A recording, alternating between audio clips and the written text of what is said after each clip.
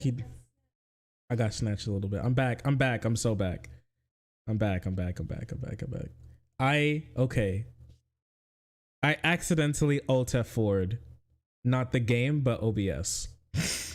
Even though I had no reason to actually use my mouse to change back to OBS. I done hecked it. I can't lie to you. I want to lie to you, but I done hecked it. Anyways, we'll do a scratch and melody stream. You know what? Let's do it tomorrow if we have time to. I want to stream earlier tomorrow. Wait 1 moment.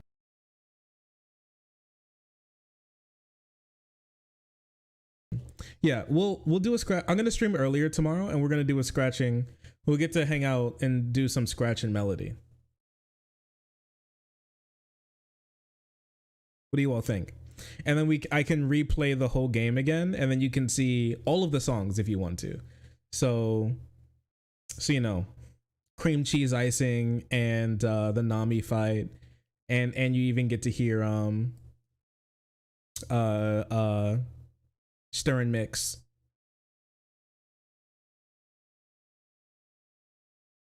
Refresh.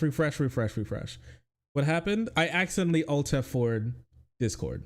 Not Discord. I accidentally Alt F4'd OBS. Like a buffoon. Like a fool. Like a fool.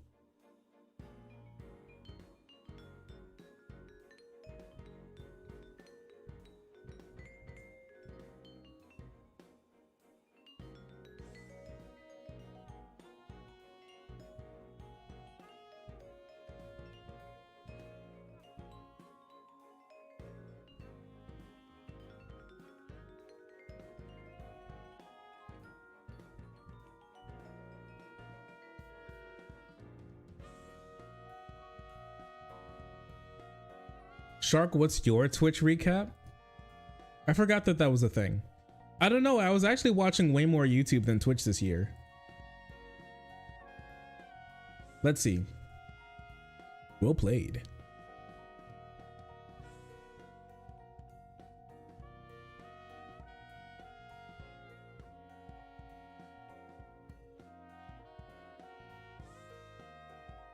I'm gonna throw you. Just wait until your throne gets. Just wait. Okay, wait a second. This is my Twitch recap. Look, it's me. Look, it's me. OMG, it's so me. Your high score. Now, is this for me, like what I did, or for what other people did? Your high score. 116,000 hours watched. Me when I don't have a job. Oh, your top stream reached 1.2k. That's not too bad. Chat sent 250,000. Add your tag English. So true. So true. this looks so funny. Emotes hit. Shark love. Good lord. Look at those. Look at those beautiful emotes. 5 million channel points spent. 700 new subby wubbies. 5,000 new followers. 297 gifted. That's actually really crazy. Well, thank you all for all the love this year. I really appreciate you. English. And that's actually really nice because like gifted subs is like way less than the new subscribers. So you guys are subbing out of the kindness out of your own hearts. You're not freeloading. You all are not freeloaders, except for some of you. Some of you are freeloaders. Some of you are freeloaders. Your loudest fans? Who are the loudest people in here? Kather Queen. Kit. That's true. They're mad loud. Whoa, Kenny. That's a loud fucker right there. Peanut, real loud fucker right there. All right, well there you go. The biggest Twitch chatters, the biggest Twitch weenies. You in there? Do you see yourself? You know what's crazy is that Cross doesn't show up. Cross is one of the biggest besties, but apparently she's not one of the loudest shark watchers. Loud ass motherfuckers. As a viewer, here we go. It was as a creator before. My eyes. Hours watched 853. Distinct days visited 253. That's a lot. You couldn't get enough of these categories, Mungus? I was watching a lot of Splatoon. I didn't watch that many categories, honestly. I was watching a lot of Mario Kart.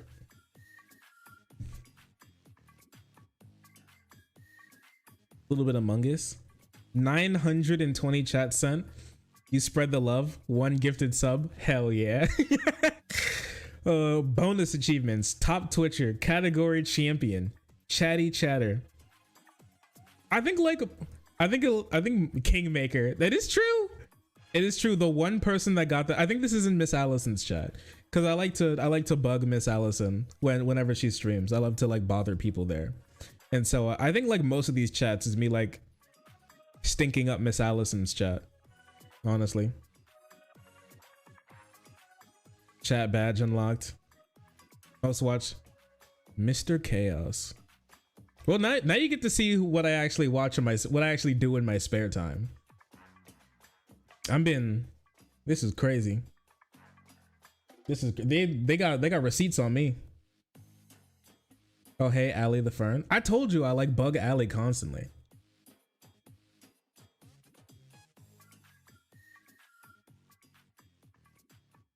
I've watched 69 hours of that woman's streams.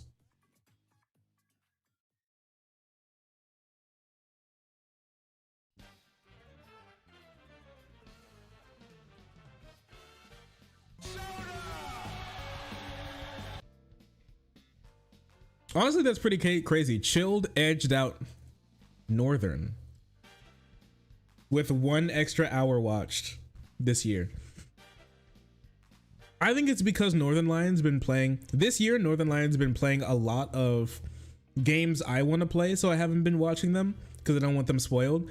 And also has been playing like media games where he spends an hour sitting there naming random actors and actresses I've never seen or heard of in my entire life, and songs that I've never listened to in my entire life. So I have no clue what the fuck's going on. But he's a great guy. I love him so much. Been a Chilled fan since 2013. I've been a Chilled fan. I don't know if it's 2013, but ever since he was playing Just Cause and Little Big Planet.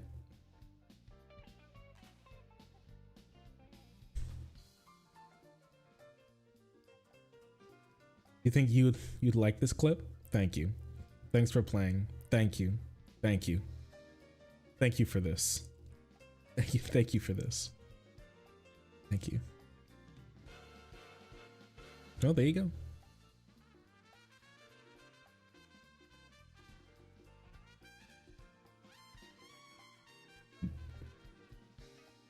Oh, this is for everybody. Force and E. Force and E, the #1 emote still. My goodness. Force and E just goes far, huh?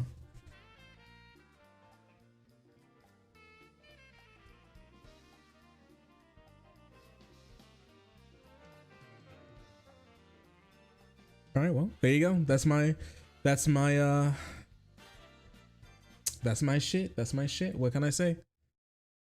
Who is Forsen? He's a really big old streamer. He's a big old streamer. He's been around for like over a decade streaming. He's a video game player.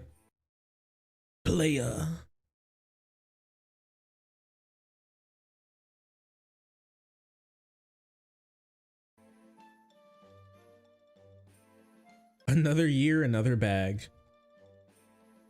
Another year, another bag. As some people have said, I guess.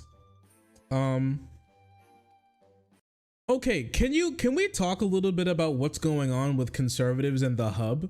Can we talk a little bit about this? I know I don't want to talk about Michael Knowles anymore, but this is just too wacky to pass up.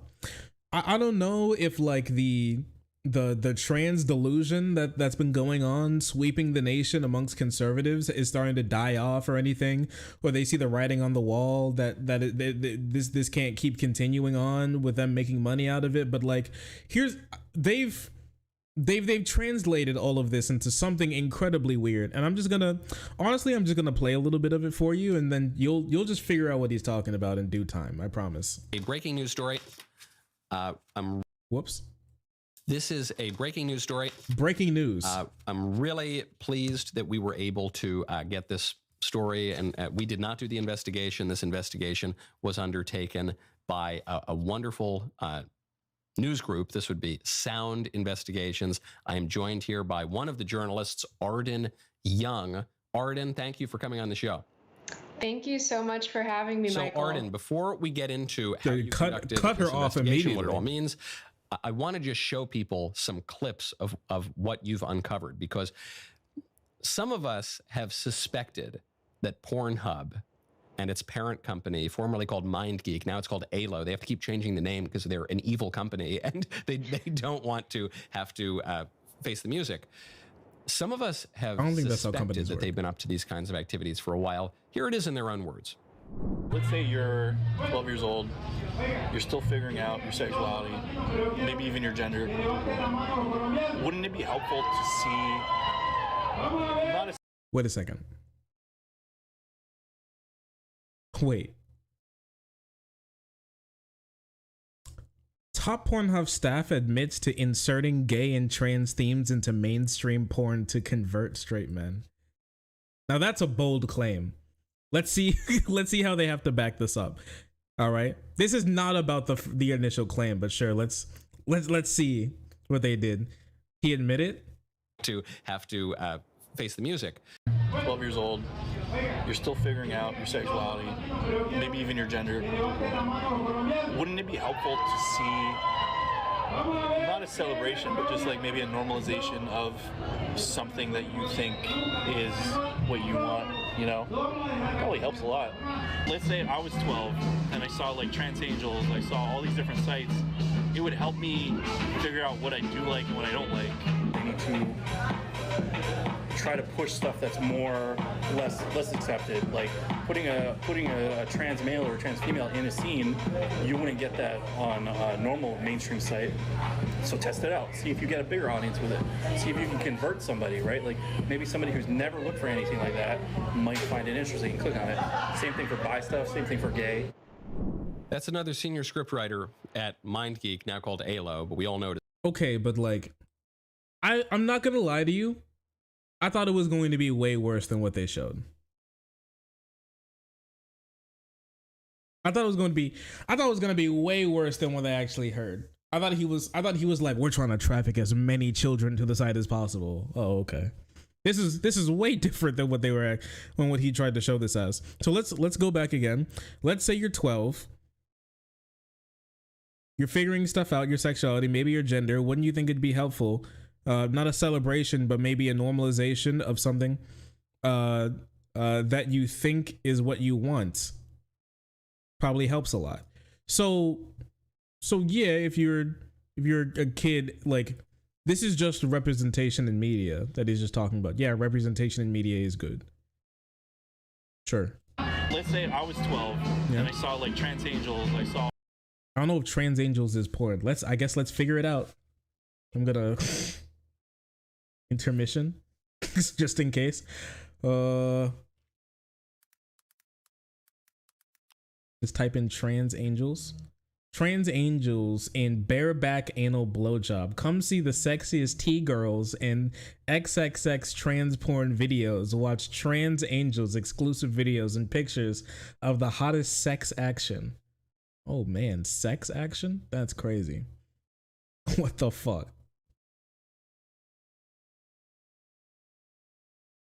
Wait, they don't believe you? Show it on screen? Okay, yeah, you got it. No, of course I'm not showing you, dummy. Sex action. Crazy name. Crazy word. But yeah, okay. Sound Investigations. This is from June 2023. Sure, let's see. all these different sites, it would help me figure out what I do like and what I don't like. I need to. All right, but like, what was the question? What was the question that was asked?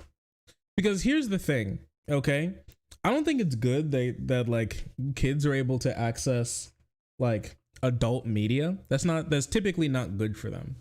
But with that being said, one thing that conservatives don't want to admit is that the fact is their fight against sex ed has left a massive hole in the understanding of people growing, of adolescents and people growing into adults when it comes to like a very important aspect of their life.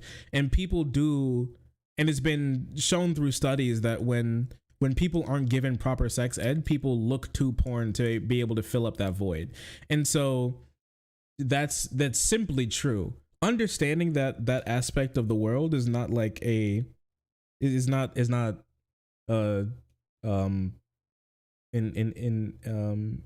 like advocating for it. It's just simply true, right? And it's a failure of schools that conservatives don't want to actually be fixed. But with that being said, I don't know what the question is. We have to figure out what the actual question is. If you asked specifically, if you ask specifically, like, if like a 12-year-old stumbled across these sites, what do you think there could be any positive impact on their life?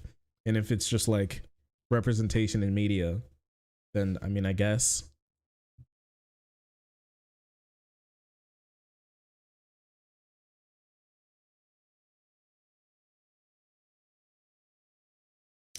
Do you know any stories of these people even do you know any stories of these people even talking to kids about sex ed? No, I don't think they do. But their sex ed is don't have it until you're 30, unless you're a woman. Then you should have it at 16 minimum with a 30-year-old, so you can start pumping out children as quickly as possible to save the white race.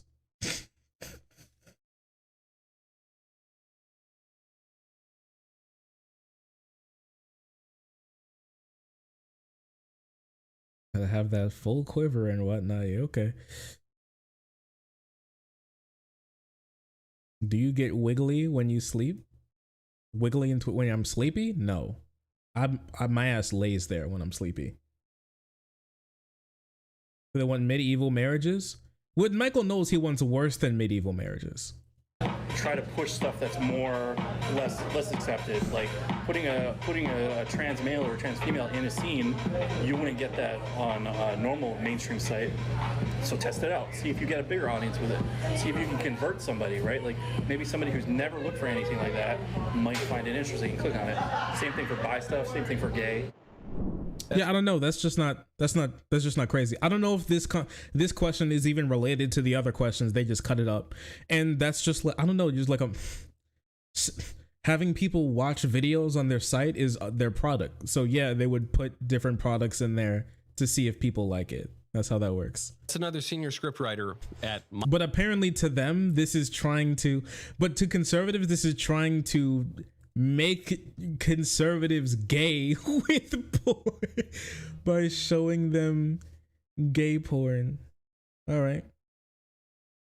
This has 400 views. That's crazy.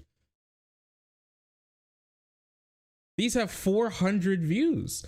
I thought that this was, with the way it's being talked about, I thought this shit was going to have like, I thought this was going to have like, I don't know, like the 4 million views or something. Oh, is this supposed to be, wait, are they trying to pick up where like Project Veritas left off, since like Veritas and O'Keefe like split ways and they've completely fallen apart? Are they just trying to do what Project Veritas did, but they're just worse at it? I also thought that this would be popular, but I think it's literally just Michael Knowles who stumbled upon it. The PornHub tapes. Okay. Investigations. Okay. Or we just secretly record people while asking them a million questions. All right. MindGeek, now called ALO, but we all know it as PornHub. That's just the biggest pornographers on the planet. 2 major discoveries here. One, they know that kids What's that cut? looking at their content. They're totally fine with it. It obviously helps their business model. What's up with these crazy cuts? What's going We on all here? knew that. Well, for one, that's not what he said. That's not what he didn't say, boy, I love kids watching things kids shouldn't. He didn't say that. Why do you just have to lie about? Here's the thing. You can even make this look bad without even lying. You don't have to lie about what he said. He didn't say that. He didn't say, boy, I love little kids watching X-rated videos. He just these jump cuts is like a Marvel film, right? It's crazy to hear it in their own words. We all knew that. The second discovery, to me, is the most shocking. Senior scriptwriter here at the biggest porn company on earth saying, yeah, we're trying to convert straight guys into looking at gay porn. Wait a second. Am I wrong here? But did he just say that children accessing X-rated material online, that's not the real problem? Did he just say the real problem is Pornhub putting like bisexual porn in the straight porn section? Oh my gosh. They've outflanked me with their stupidity. I thought it was just going to be the normal sort of everybody that I don't like is a PDF. It's actually wait, so you're telling me if it was just the first thing and he was trying to say that they were trying to get kids on the site, would he even be making a video about this? Bro's like, we need to talk about this, man. I'm telling you, I've been seeing a lot of like BBG porn on my timeline recently, and I knew that there was something up. Okay. He's like, I knew something had to be happening here. I've been seeing too much cuck porn recently, and it just keeps popping up on my timeline in the recommended feed. Why does it keep recommending me it? Needs content, I guess. But maybe, I don't know, maybe things have gotten slow over there. And so I clicked on it just to make sure, and I watched the whole video to really make sure it really was exactly what it was. And yep, that was two boys sucking pee-pee. And I was like, holy shit. And so I had to click on another one, and then another one. And then I was like, oh my gosh. And before I even knew it, my whole timeline was filled. They're truly trying to destroy society from the inside out. Isn't that right, guys? Isn't that right, chat? Wow, chat. Wow, chat.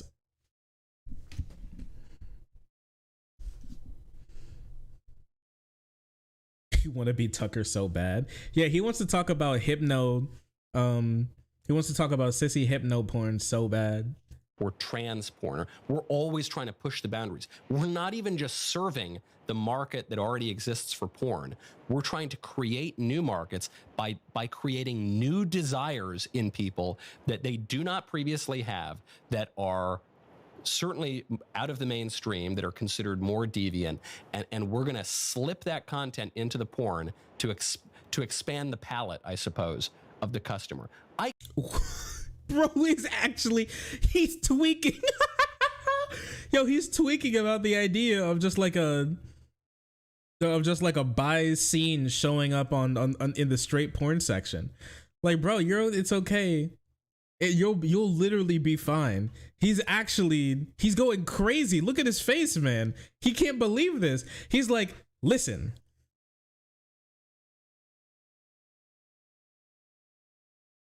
Listen, bro, he's like, listen, I can put up with kids watching porn, but they're trying to convert me into a gay sexual is like, I can't. It's a step too far. It's a step too far. They've gone past the like groomer accusations. They don't even care about that anymore. Wow. You see it in their own words that they actually really never even cared. I think that's remarkable, if I'm going to be honest with you. I can't believe they're admitting this. I know. I mean, I was sitting across from him. That was probably one of the last things I was expecting him to say.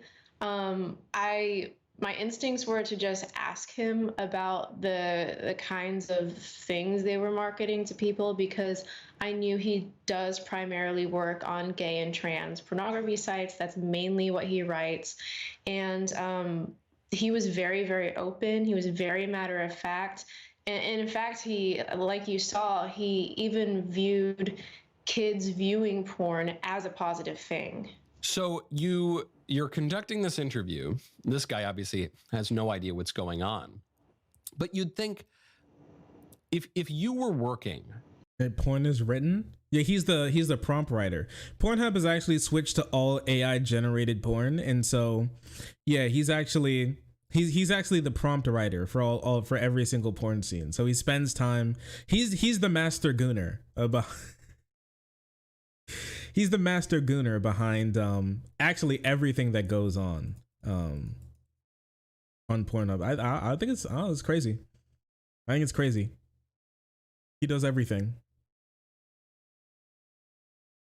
The Coom King. He is the Coom King. Oh. For so degenerate a company, and you were engaged in such, even today, frowned upon kinds of behaviors, you might be a little, you might play it a little closer to the vest, right? He didn't, though. Did it take much prodding, or was he just open about this? He was extremely open about this, and this, we're talking about Dylan in particular, the senior script writer for ALO. He was extremely open, extremely obliging, did not think my questions were strange or out of place at all. And it goes to show you kind of the mindset these employees of this company are in. Porn in all of its forms are so normalized to them, and they're so callous to something as serious as a child being able to view pornography. But of course, we all know, and in fact, in one of your interviews, you mentioned that the median age of exposure to pornography now for kids is something like 11. Frankly, I'm surprised it's that high. I would even suspect it might be lower. Maybe today it is lower. 7? Man, what do you give it a? What are you giving a 7-year-old? They could watch that type of stuff, man. What are you talking about? What are you even referring to, brother? I mean, it would make sense to me that it would be like 10, 11, like 11, 12, 13 or something. Because that's like around the time when you're hitting puberty, and also when you would be like going to other kids' houses and stuff, and then or something, and they'd be like, yo, look what I found, and it'd be like it'd be something goofy, right? That they probably shouldn't be looking at. But I don't know if that's any different than necessarily how it was a while ago. Send Bobs. These people are obsessed with kids. It's quite weird. We all know that kids are accessing porn, and that's how the porn companies cultivate and groom their future crop of customers, because kids' brains are very, very malleable. If they get addicted to this stuff when they're 10 or 11 years old, they're going to stick with it for a very long time, most likely. Again, it's horrifying. They should be prosecuted for it. It's just evil. It's great to hear them admit it.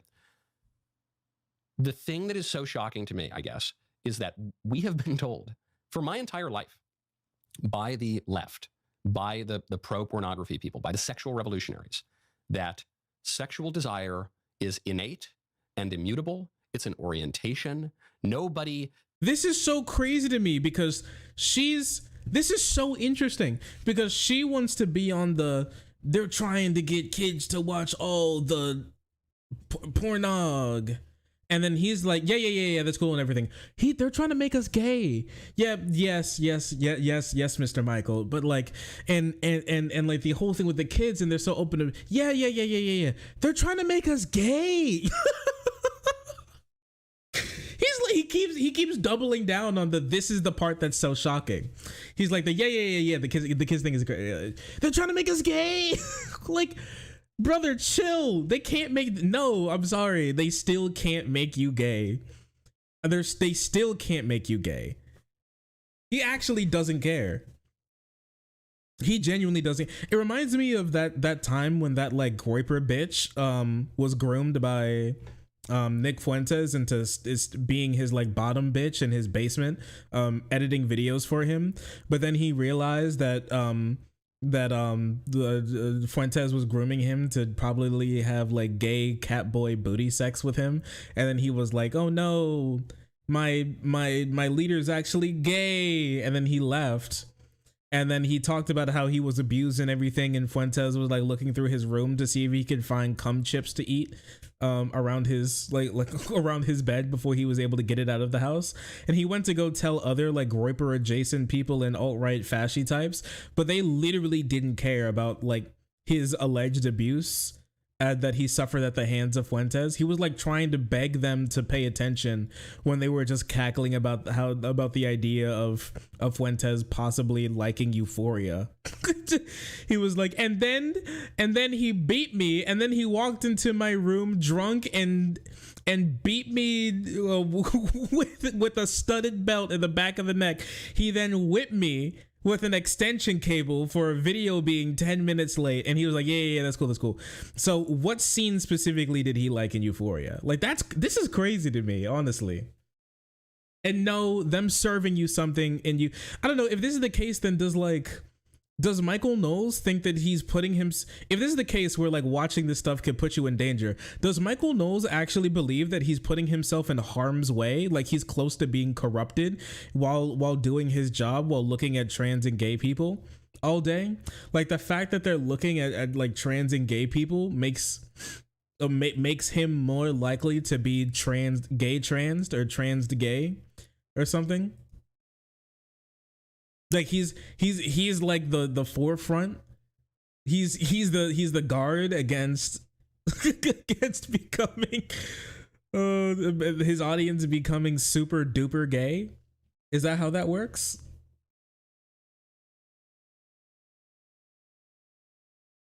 Can we gayify Michael Knowles? Well, technically, by his estimation, if you show him enough gay people, he'll become super gay. Or maybe he thinks that he's personally strong enough to be able to overcome gay homosexuality, and so he wouldn't fall for the trap, but weaker willed men might, and so that's what he thinks is going on. Estrogen would save her. He's already corrupted. That's why he likes it so much. Oh, is it like when, so is the Daily Wire using Michael Knowles the same way the same way cops use like drug users to help like find other like drug dealers in the area to bust them? So like the best way to get into the mind of a criminal is to have the mind of a criminal. And so they send Michael Knowles, who's a prolific gay porn actor. They send his ass out there to finally put a stop to all of this, you know, hullabaloo, this malarkey. Exactly, you're getting in that. I think I'm onto something. He's sweating bullets trying to. Maybe he's been through the type of training that Agent 47 has been through. You know.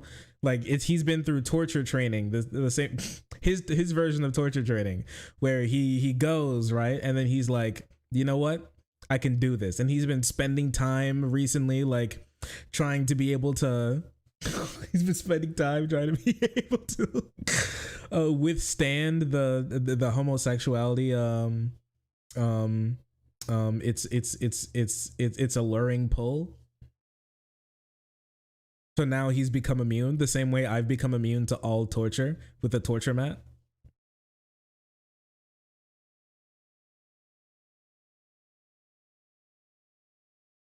Have you heard of Pink Vest? Pink Vest is a queer person who takes over queer people, who takes other queer people out with them. Oh, you're talking about it's like a queer suicide bomber? Is that what you're talking about? That's crazy.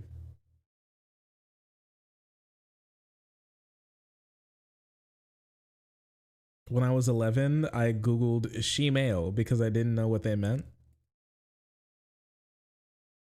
When I was younger, I don't know what age I was watching a I was watching one of those really old Lego animation stop motion videos of Robin and Batman walked into Robin's room, and he's like, "What are you watching, Robin?" on like the back computer, and Robin was watching two corn.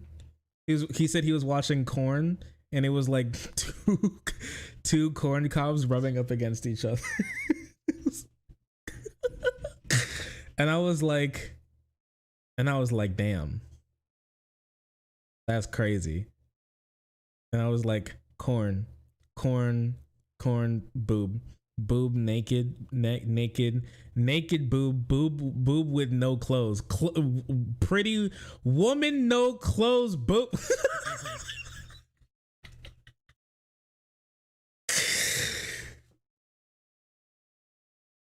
No woman, no clothes, boob, corn. And I was just, and that's what happens. But I don't know if like conservative parents ever like do like the talk with their kids about like sex ed. They just hope that they just get it one day.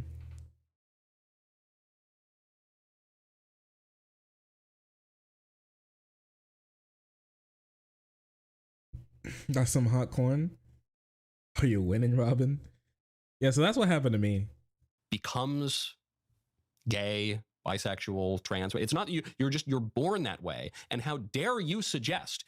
We'll probably be kicked off of social media for even repeating what God willing top porn employee willing who writes the stuff, who knows what he's talking about, what he is admitting on camera. We'll probably be kicked off even for repeating it. But Inshallah. What he's saying is, yeah, nah, that's all bunk. Yeah, actually, yeah, you can convert people. That's how our business model works. You got to slip in this weirder stuff. So you take a guy who's been straight his whole life. Here's the thing. He said convert, but he's like convert into like being gay or something. I think he means convert into being like a watcher. No, Mr. Knowles, you still can't convert somebody into being gay. You can convert somebody into watching stuff that they didn't think that they wanted to watch, but that's all recommendation features. There's still like a search engine at the end of the day.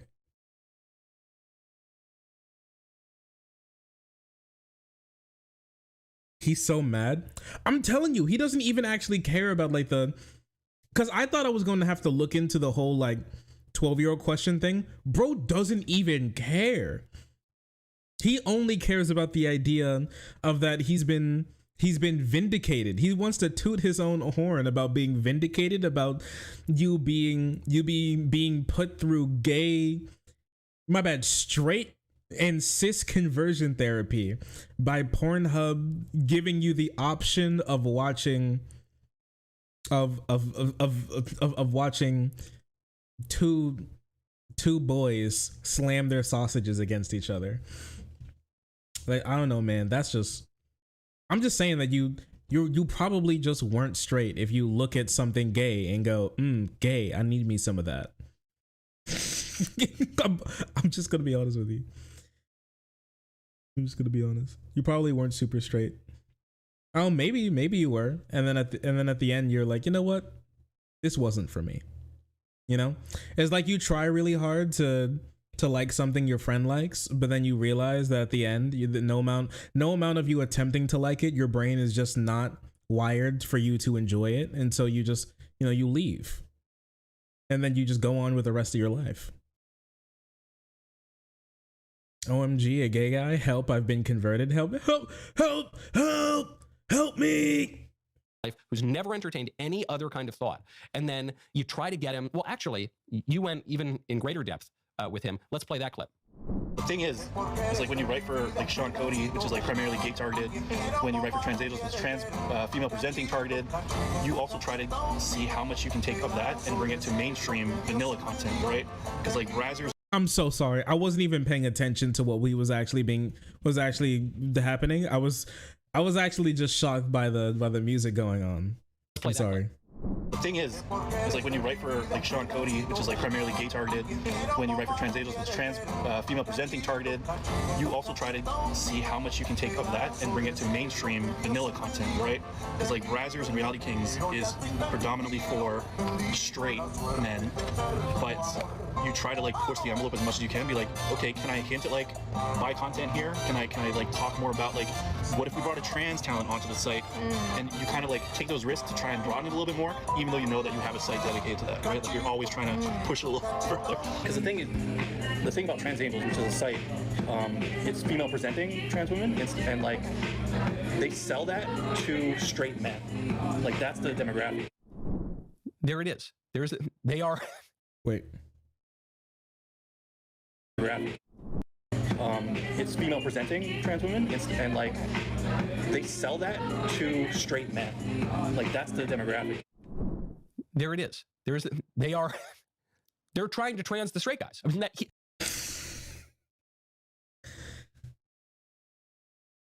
they're trying to trans the straight guys.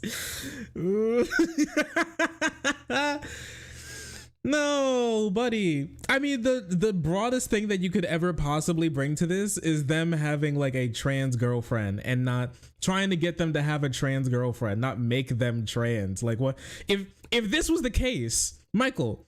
This is how I know he doesn't even know what the fuck he's talking about. If this was the case that they were trying to make the people trans, then they would no longer be the target demographic, because then they would never be like just normie straight guys anymore, because they'd now be trans. And so where would they go? Because like the content wouldn't be for them. And most trans women are like straight or like bi, but have like usually enjoy straight flavors. If this was the case, then they would be losing their audience. They'd literally be transing out their audience to watch something else at that point. That doesn't make any sense. They're talking about broadening. I don't know, man. They're just a company. Michael Knowles finds out that capitalism doesn't always do the perfect thing, I guess. That he wants running a society only based off of capitalism is wrong. Sure.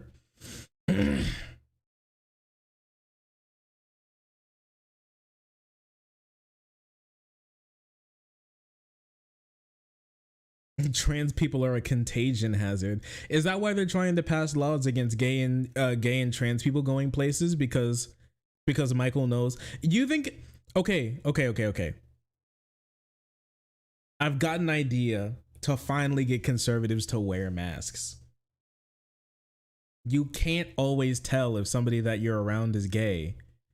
And I know it's against medical practice, but Fauci needs to come out with a study about how gay people, when they breathe, release gay particulates that if you breathe enough in has the possibility to make you gay in time. You know, it's like a ticking gay bomb that's inside of you once it gets in. You can call them Fuentes particles. That is true.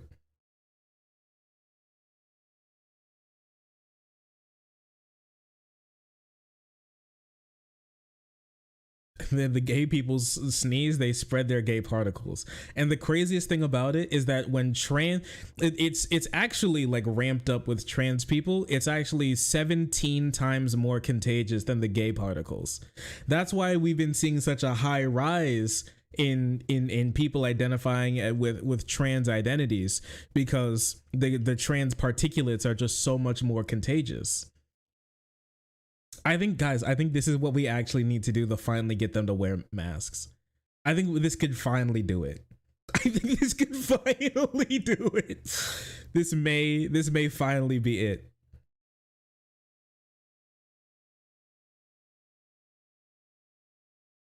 It might be. Who knows?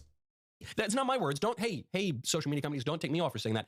That's what the senior writer at MindGeek, the guy who writes all of this porn, he is saying, we are trying to take straight guys. Our target demo is converting straight guys into trans guys. That's not. what the fuck am I? They can't be trans men. They're men. How do you? They're doing what to them? They're converting straight men into trans men? How do you even do that? What is happening? What is happening? What are you talking about? How do you convert a straight man into a trans man? Okay, well, how do you convert like a cis man into a trans man? Do you first take the straight man and give him a pussy and then make him a trans woman, but then they're just a woman, right? But then they transition again back to being a man, but not detransitioning. They double trans and retransition. They go all the way back around. They don't like go backwards. It's like a clock. It's like a circle where they just keep going and they've reached the other end, but from the opposite side again. Is that how that works? I'm twisting up a trans prezzillo. Yeah, and you know, I double acting trans in the marketing sense, which doesn't really make it any better. It's the same really sense. They're concerned about Yes, there's a whole conversation to be had about the business model and capitalism. But when we're talking about a product that involves at a very deep level your own desires and your own identity, then when you convert people to the product, you're converting them in their desire and their identity. Exactly. And I think they're completely motivated by profits. They just want to make a wider variety of content, more palatable and more profitable to the single viewer. And, you know, going back to children accessing pornography, we're seeing more and more ID law. Holy crap. She actually came here to talk about the kid thing, but he genuinely doesn't care. And he keeps pivoting away from it. And she has to like struggle to bring him back. This is so funny. In the US, so now in many states, it's required to verify your age before entering a pornographic site. Isn't this the lady that's constantly getting dunked on? Who? ALO, and the parent company of PornHub, is actively suing some of these US states, trying to stop this from happening because they openly admit that requiring their ID before accessing porn actually drives down their traffic by 80%. So for them, protecting children is not a concern. Maximizing profits is 100% their concern, and they don't seem to care who they harm in the process. Of course not. I thought it told the whole story when Utah first passed. I think it was Utah passed that ID law, and instantly Pornhub said, "Okay, we're not doing business in the state of Utah anymore." Arden, tell me a little bit about the investigation itself, whatever you can, without compromising your methods. Of course. Well, we were inspired to investigate Pornhub in the first place because of a 2020 New York Times article called "The Children of Pornhub." It really detailed struggles of often underage people to get their abuse videos taken off of Pornhub, which were. I remember that. We covered that as well. I want to take a look at this really quick. Let's see some of this stuff, because this is the original investigation video that they uploaded. I want to see what's going on here. What do you have to do? Not much. Probably not much, yeah. How easy is it for like an underage person to view the site? Just go to the site. Let's say you're 12 years old, you're still figuring out your sexuality, maybe even your gender. Wouldn't it be helpful to see, not a celebration, but just like maybe a normalization of... Oh yeah, they didn't show the question that was asked. I want to know what question was actually asked here. Okay. Yeah, so they didn't show the question that was asked here. Okay. Normal like far right quote unquote investigation bullshit. Okay, good to know. But yeah, you can just go on the site. My question is, what do they want?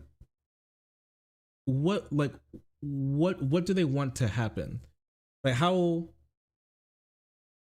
is this possible? Like, you can, I guess, try to do that ID law, but there's ways to get around you putting in your ID. That's not your ID. There's ways to get around you putting in your ID as well. You can just get on the site. But what do you genuinely want them to do? And I'm gonna be honest with you, I don't want these sites to have my ID. If I'm gonna be honest, I'm just gonna be completely honest with you. I don't want these sites to have like anybody's identification numbers at all. Like any of their ID And in that case, couldn't you just like lie again? Can you just say that you're older than you are again? You could just lie on it again. I'm not mailing any website my ID. That's not unless it's specifically government ran and they need it for a very specific thing. But if it is, I could just give them my social security and then that's fine. And I'm telling you now, I'm not giving any website besides like a government website or a website for taxes my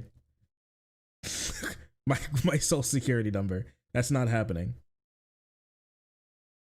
I don't trust Facebook with my ID. I also don't do that.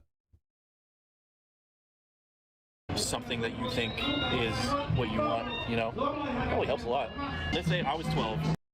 Okay, we watched all this. You wouldn't get that a bigger audience. You may be familiar with Mike Farley, the current PornHub product manager who became one of PornHub's first employees over 10 years ago, and Dylan Rice, the senior scriptwriter for PornHub's parent company, MindGeek, now rebranding as ALO, who has written scripts for MindGeek's porn sites and advertisements for over 5 years. Today, meet Sil Fernandez. Fernandez is a production coordinator for some of MindGeek's plethora of porn sites. How long have you been at MindGeek? Yeah. Oh, it's going to be 2 years next month. While states are currently enacting laws to require IDs to prevent children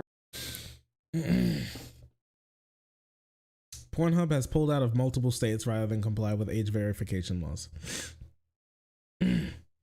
Oh yeah, because they want Pornhub. I don't want Pornhub to have my ID.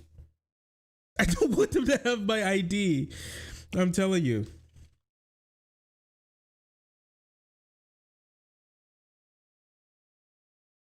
A simple law is doing the impossible. Making the online porn retreat. This is so interesting. Let's see.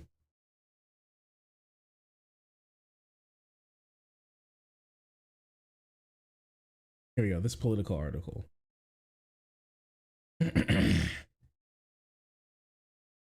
Long ass article. Let's see. So here it is. Pornography is creating a public health crisis and having corroding influence on minors. Sure. The bill holds pornography websites liable unless the websites perform reasonable age verification methods. In short, verifying users show government ID to prove that they're 18 or not. Democratic Governor Ezra's no fan of the legislation signed the bill after about a week after it arrived to his desk. Government ID. I don't want them to have my ID. I don't want them to have my ID. It's just crazy. I just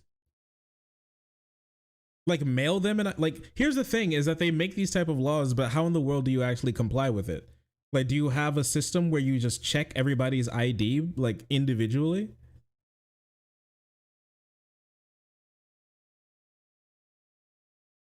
I have no qualms about vetoing bills. Governor unsuccessfully vetoed puberty blocker bills and stuff like that. So the first kind was in Louisiana. Age verification bill was not the last. Nearly identical bills were passed in 6 other states: Arkansas, Montana, Mississippi, Utah, Virginia, Texas. There are similarly lopsided margins. In Utah, unanimously. So like, unlike past efforts to curb the online porn that simply declared sites danger to public health, these laws are not symbolic. In 2019, last Pornhub reach data was visited 42 billion times.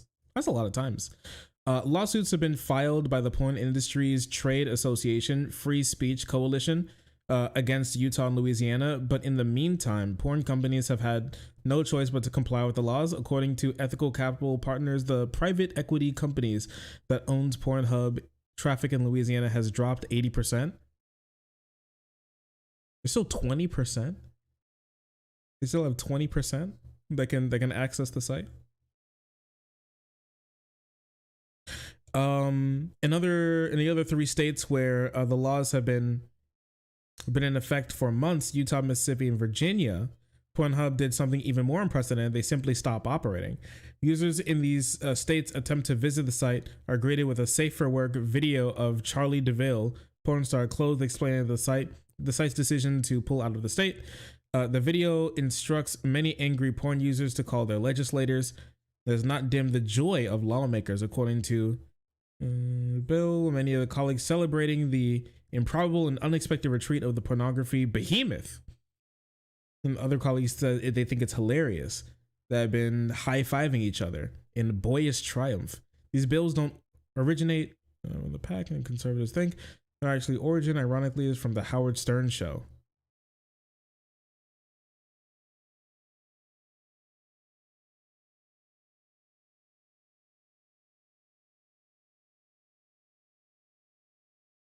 And therapist, her ex bio. Aware of the problems in child exposure to pornography, but freshman representative, self-described radical feminist, anti-porn crusader from Manchester, England. It's not marriage. Let's be very clear on this. Share the same goal in diverting kids from porn. They don't necessarily see it as a part of the same larger picture.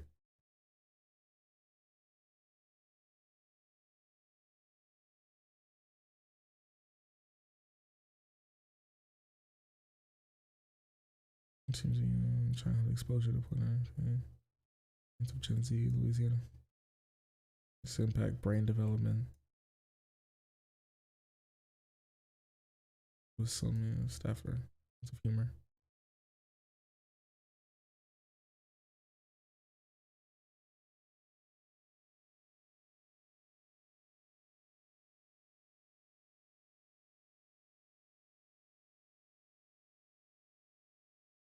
Free Speech Coalition, the trade group for the adult industry, has already sued Louisiana and Utah. The rest of the states might be next. I can't stress that it is a First Amendment issue in free speech. I do want to know where this goes. That is super interesting. I don't think they're going to win that. It is just like an ID law. Obviously their goal isn't like to really like have kids not look at this stuff. It's to actually just get rid of online porn completely.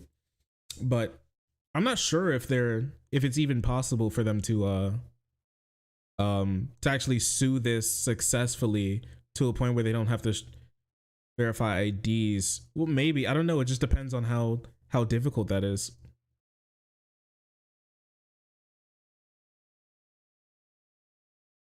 Can they just use a VPN? Yes, they could simply just use a VPN. Workarounds like VPNs and fake IDs. Sure, these are ways for under 21-year-olds to get hands of liquor, but it doesn't mean you shouldn't pass underage drinking laws. It's creating a sort of bar of regulation. The state legislators, at least, it seems to have a more convincing argument. Not only have 6 states passed copycat legislation, but 16 more have introduced similar or nearly identical bills. And so the poll is like 85-15 issue.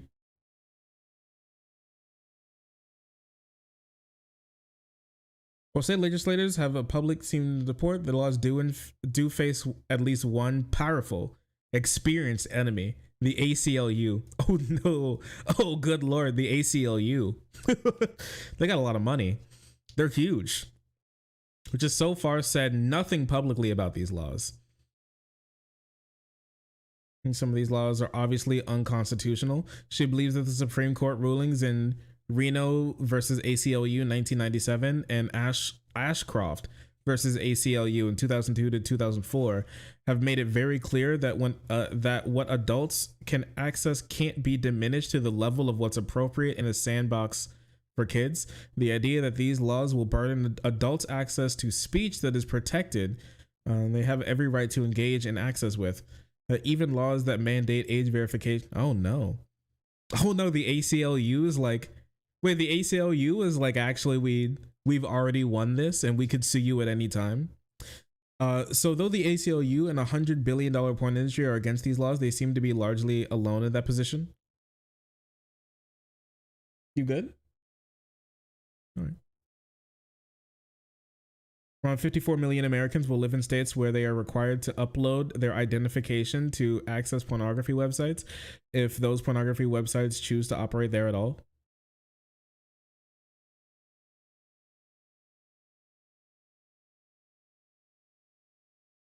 In the meantime, there's less porn on the internet in Arkansas. This is for the Pornhub withdrew from the state, making it the fourth state that would be porn users finding the porn industry the same day. Federal judge in Utah dismissed a free speech coalition lawsuit against the state. I can see that. Yeah, I was like, I'm not sure if that's like, I'm not sure if you can sue for that. Anyways. From entering porn sites, these three men talked to our undercover reporter about children viewing pornography on MindGeek sites, including PornHub and transangelsandmen.com, which are MindGeek sites featuring studio-produced transgender and gay-focused pornography. How easy is it for like an underage person to view the site? Just go to the site. To get on, what do you have to do? Not much. Probably not much, yeah. There was a study that was like, I think it was like 11 years old is the average age kids are now. Oh, here, wait, let's see. Awareness of pornography. The results of a survey, the proportion children reported having seen pornography at some point increased significantly with age, as one might expect. 51% of 11 to 13-year-olds, 66% of 14 to 15, 79%. 39% of 16 to 17. Based on the findings from the qualitative work, it appears to be somewhat underreported in true extent of exposure to pornography, which could be expected. Okay. Never heard of porn. That makes sense. Like 15% never even heard of it. Heard of it, but not seen it. Not seen it, but have seen before. Seen in the last 2 weeks. Are now viewing. What do you think about that? I mean, it sounds like my age. I also think so. Really? Yeah. I mean, it makes sense. You know, Yeah. definitely associated with humans. Right. Like it's natural. Yeah, exactly. That's the thing, is that a lot of those religious groups will tell you it's not, and that's wrong. Do you think that kids go on the net? Do I think they go on there? Yeah. Yeah. So I think they still go on there for sure. All you have to do is like what, probably check a box or something to. I think so. Yeah. I probably just ask you, are you 18 years old? Yes or no. Yeah. Yeah. I don't think they've done like too much on that. It's got some educational aspects to it. So there's Yeah. that. There's so many. I mean, especially with boys. Rice and Fernandez had more to say about their work, specifically in LGBTQ content. Do you think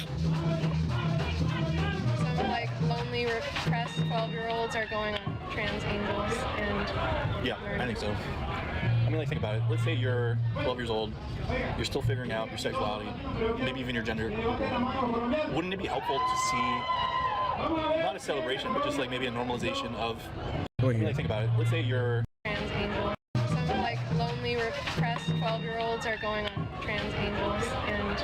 Yeah, I think so. I mean, like, think about it. Let's say you're 12 years old, you're still figuring out your sexuality, maybe even your gender. Oh, so there was the question. Do you think that lonely, repressed 12-year-olds are going onto men.com and learning?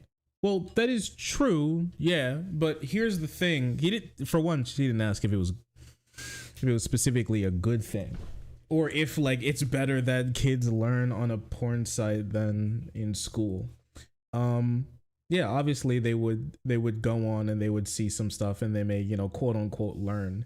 But yeah, this type of stuff should happen in a protected environment in school and not online. Yeah. The site's literally right there. Yeah, you can't just load it up. Wouldn't it be helpful to see, not a celebration, but just like maybe a normalization of something that you think is what you want, Probably helps a lot. Yeah. I think it shapes sexual attitude. Like even if you find out you're not. I don't know. This is so weird because she didn't ask, are these specifically good things? They were asking, she was literally prompting him to answer with, what good things do you think come from it? And journalism. Yeah, journalist. Yeah, I'm a journalist. Just so you know, these aren't actually questions that journalists ask people. Shapes sexual attitude. Like even if you find out. Probably helps a lot. Yeah. I think it shapes sexual attitude. Like even if you find out that's not what you prefer. Yeah, that's an amazing point. Because like, if let's say I was 12 and I saw like trans angels, I saw all these different sites, it would help me figure out what I do like and what I don't like. because if you're exposed to nothing, you have no idea, and maybe you're more like pliable. LGBTQ, that's like what you're working on. Pretty much that. Do you think like your work might be helping LGBTQ kids like find themselves? Yeah, I'm sure. I'm sure. I mean, if everyone, like, you know, it shouldn't just be heterosexual people at points. Some LGBTQ kids who Sure. just are so confused Of course. No, it's true. and lonely and like scared, you know? No, of course. Yeah, and it's not right for them to feel that way. Do you think men.com is a good resource for them? I'm sure, yeah. I mean, they'll find their kink in there, I'm sure.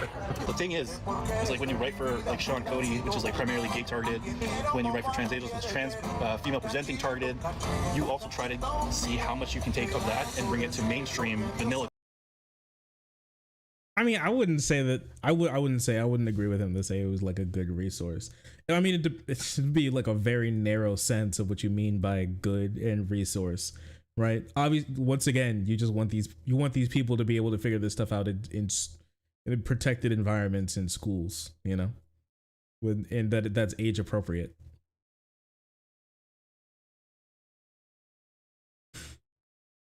But I feel like she's doing more sometimes than what like she's doing more sometimes than what some of these guys are. It's crazy. I've heard worse from conservatives. It's true, but Content, right? I don't agree. I don't agree with it. Like a lot of these people are saying. For straight men, but you try to like push the envelope as much as you can. This music is hitting. Can I hint at like my content here? Can I like talk more about like what if we brought a trans talent onto the site, and you kind of like take those risks to try and broaden it a little bit more, even though you know that you have a site dedicated to that, right? Like you're always trying to push it a little further. Rice explains how MindGeek sites gradually introduce and push what he describes as less accepted content. Browsers just taking the same approach in that they're the biggest, they're everywhere, so they need to appeal to every single niche. And I think they've done a lot to explore kind of every mainstream thing. So what they need to do now is they need to Definitely. Oh yeah, they're just asking a bunch of leading questions. Do you think LGBTQ kids seeing themselves in porn helps them realize that they're gay? Yes.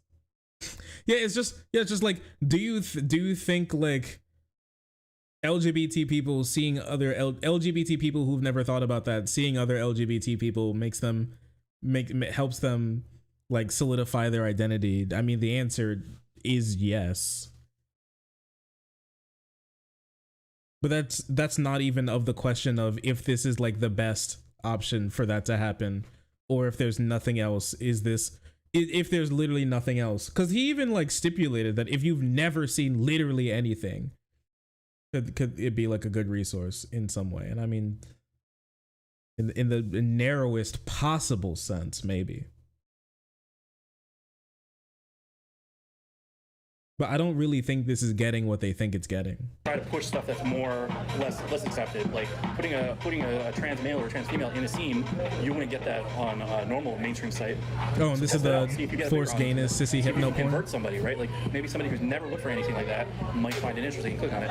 Same thing for bi stuff, same thing for gay. But bi stuff is usually marketed towards women, but they also want to try to get more men, straight men, in on it too, or bi-curious men. Because the thing about Trans Angels, which is a site, it's female presenting trans women, and like they sell that to straight men. Like that's the demographic. So I think the next big step would be trying to do something that's kind of counterculture. Maybe doing like a trans man in a scene, like having a guy, male presenting trans man with a and see how that does. We'll see how people react to it differently. But like it's a lot of experimenting and seeing what hits and what doesn't. Taste more employees, stay tuned. Okay. Well, this was 6 days ago. It seemed like they don't have more. Oh, maybe they do. Oh, compliance employee reveals so much room for error and unverified porn ads.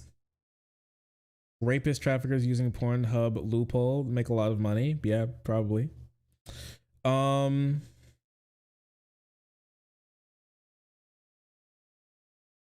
PornHub exec on sex abuse victim. We're taking it seriously.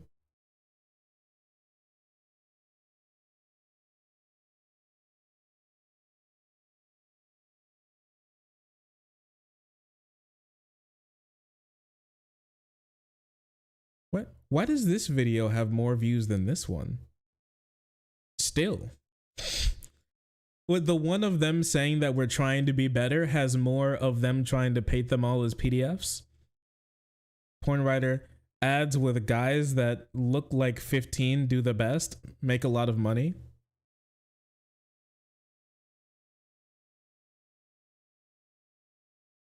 He looks 13, but they put him in stuff because he looks like that. You ever heard of Piper Perry?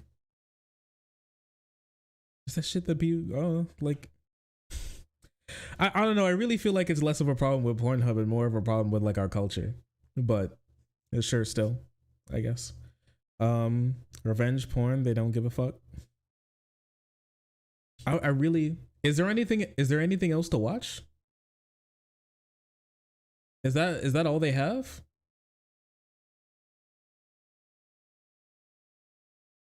Him awake.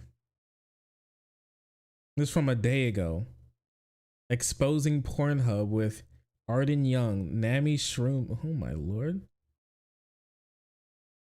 What is this? Fucking talking that retarded half British accent. It's just like some people on. It's just some people on Rumble. I'm listening to a stream on Rumble. And I just randomly clicked somewhere in the stream and they said that. Oh, the guy has he has pronouns in his bio though. He said he was assigned hillbilly at birth. So true. And I don't even know if they're comical or not, but like the breakdowns of like what porn is watched the most in each state or something like that. When it comes to I'm gonna keep this off stream to not give them any views. Like, does it seem like there's specific? We hear a lot about specific agendas being pushed through Pornhub. Have you been able to determine the veracity of that? Have you been able to see if there's like specific user targeting going on? Like, how does that algorithm work, and like what are they trying to feed people? Because my buddy Sam has talked about it a lot. Like, he's pretty open about like when he quit porn and why he did and stuff like that. Not acting in it, but consuming it. That's the penultimate thing right there. So if it's not that's their audio driven at like a company policy level, I could totally understand that. But the overall role that it's playing. Yeah, I mean, effectively, it almost doesn't matter if the intent is just, oh, we want to maximize profits, or we actually want to interfere with someone's sexuality, because effectively, the results are going to be similar. If you're purposefully trying to sway someone's sexuality, then you are swaying someone's sexuality, whether or not you're doing it for the profits or for some social agenda, you know? Looking back at the TV career, and I don't like I missed regular TV right around the time that Bill Clinton got elected. So many power dynamics in play in the industry that are just naturally there, they're naturally occurring, that people will absolutely exploit. Because when you're trying to be an actor, you have an agent. You think we should ask her to come on stream? What do you think? Because just so you know, she's on a stream now that has, how many views does this have? This has 900 views and it was posted a day ago. It's a stream that literally has 900 views. So I don't know. It's possible. The idea that she wouldn't come on, it's definitely not because of viewership.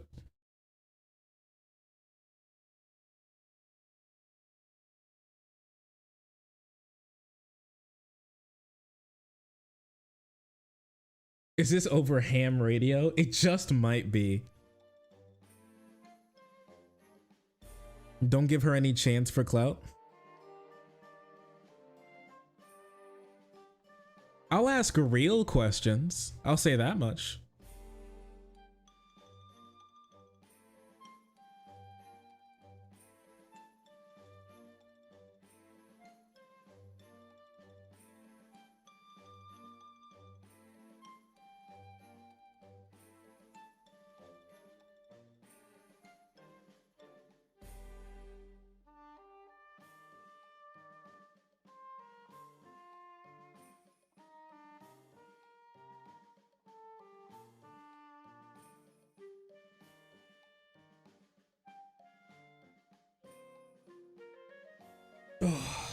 Maybe a palate cleanser.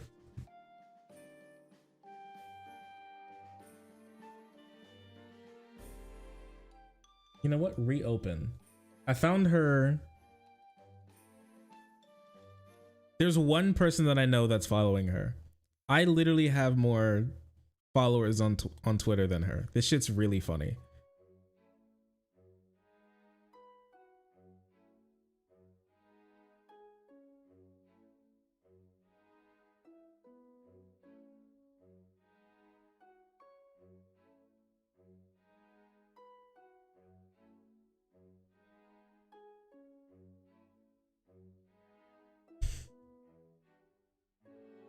My mental temple. As it should be. You're telling me inshallah?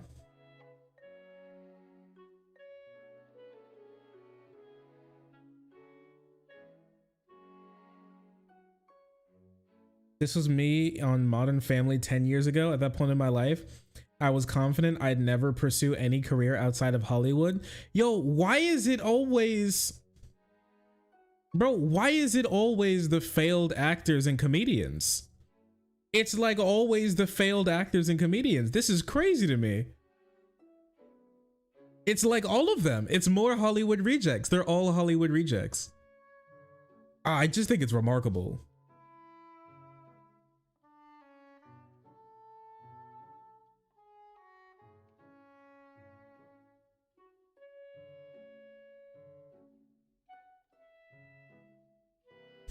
Okay. Who was this one? This is the lady who was asking the questions in that video that we were watching.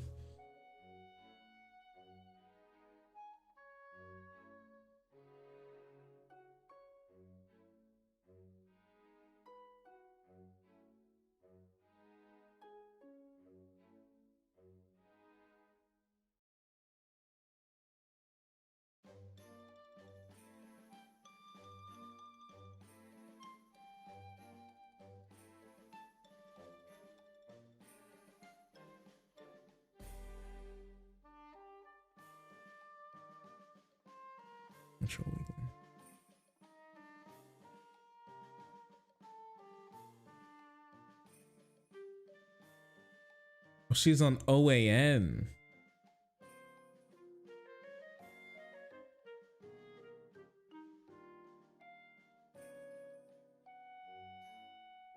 Yeah, this was a while ago, and this has gone way less far than I was expecting it to. Because I really thought that people were going to, that the conservatives were going to pick this up. They don't even care. I don't know. Maybe it's because they're always like, man, when like a story is like woman rapist assaults little boy, they're always like, boy, I wish I was that little boy. Do you think that's why they don't care? Because they haven't been. I was expecting they would like eat this up like candy, but no, they just this hasn't really gone anywhere or gotten any real mainstream press. Even like the big conservatives haven't been talking about this much. Like hate comments out there, probably. It's possible. Non-0% chance that that's happening. All right then. What a remarkable thing. I'll save her information and I'll see if I can send her an email or something. Could be interesting.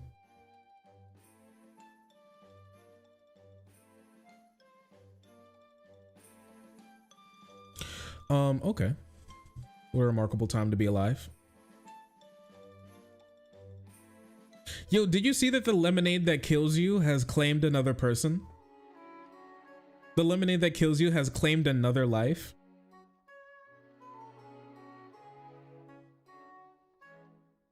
And today, a new lawsuit is alleging the company's caffeinated charged lemonade is responsible for a death of a man in Florida. Now, the family of Dennis Brown says he had 3 cups of the charged lemonade, then suffered a cardiac arrest later.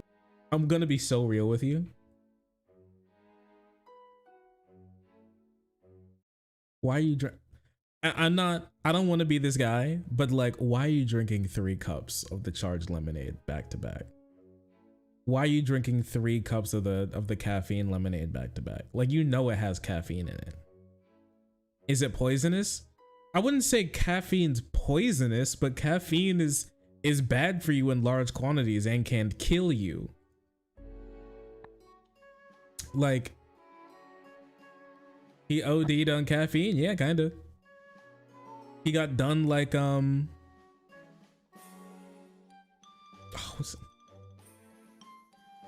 what's his name?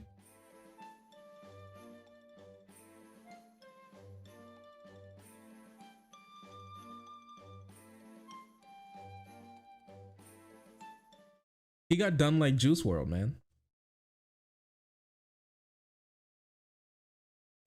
I'm not saying that it's his fault.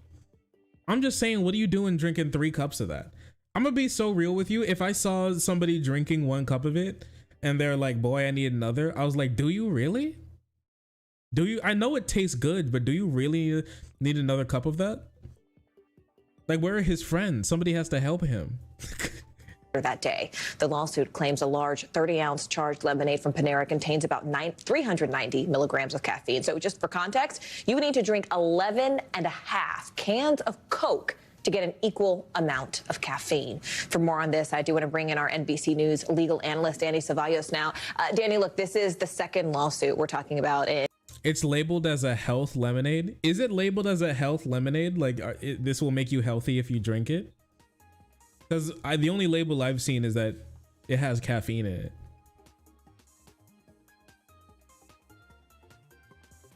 How is that much legal? Because I don't think it's much. I don't know how different it is compared to here.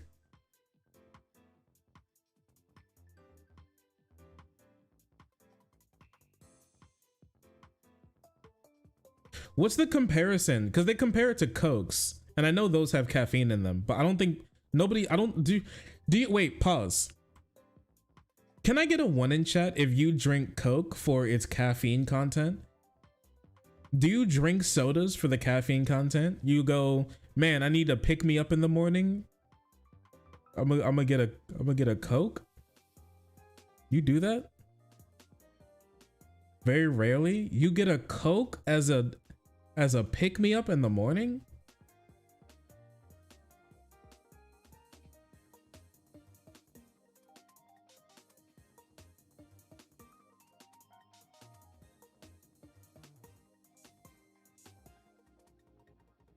Drink soda because I like soda. Caffeine is a negative aspect of soda. Like, you wake up and go, boy, I can't wait to suck the, like, sorry, pass on the coffee. Can I get a Coke, please? I don't know, it just sounds like something like a 12-year-old would do. I'm sorry. I'm sorry. I don't want to be that guy, but like, I just feel like there has to be something wrong with you. And it doesn't mean that it's your fault that there's something wrong with you. It's just like, there has to be something wrong for you to be like, I can't wait. Like, you wake up in the morning and roll over and then take a sip of a Coke that's sitting in like on your nightstand. Less prep time than coffee. You could get pre-made coffee. You just pick it up from the refrigerator. It's just not true. it's just factually incorrect. My thing is, here's my thing, okay? I think I'm a little on the, I don't want to say I'm on Panera's side, but I'm a little bit on the, if it's too much, they should have labels telling you that it's a lot of caffeine, and then you should just like take it upon yourself to not kill yourself on the lemonade that kills you, in my personal opinion. But at the same time, some labels I've seen have not gone enough to tell you that there's a lot of caffeine in it. But also, do they do the same thing with like other energy drinks and coffees to make it, how clear is clear enough to tell you that there's caffeine in it to give you enough warning? Because if there was a label on it that said there's a lot of caffeine in this bitch, too much caffeine can lead to you dying. and then people would drink the lemonade that kills you and then they die, would people still feel the same? Because I feel like they just would.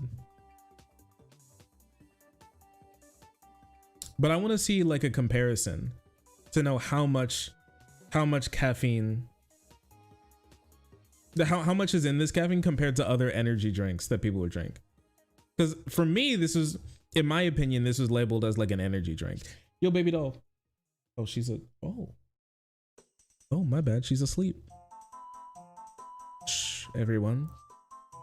She's a sleepy baby. She's gone to bed.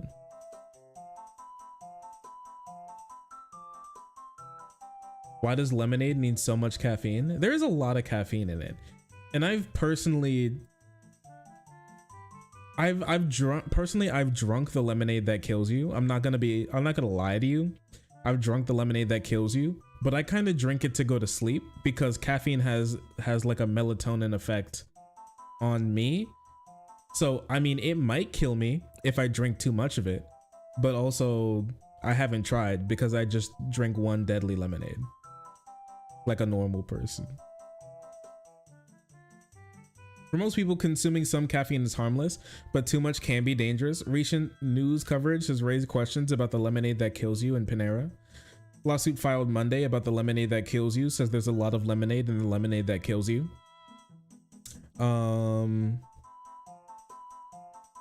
Earlier this year, Senator Chuck Schumer raised concerns about the high caffeine content in prime energy drinks.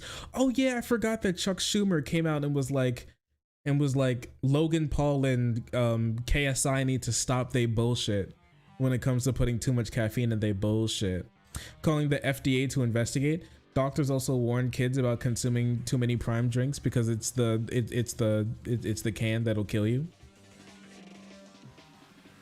No, I'm for the lemonade, the labeling.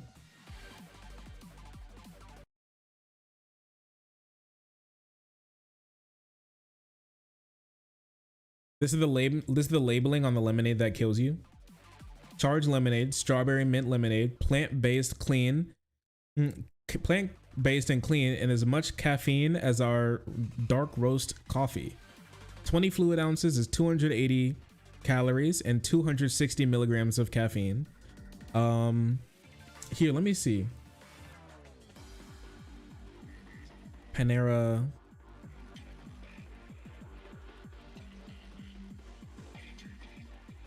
Like my thing is like, if I go to like, I'm not going to Starbucks because you should be boycotting them because they're evil.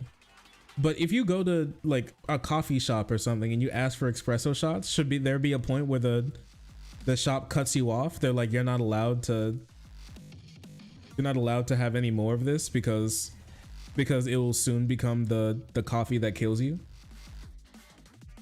They're like bartenders. Should my barista be like a bartender? Bartender, if you're looking to kill me.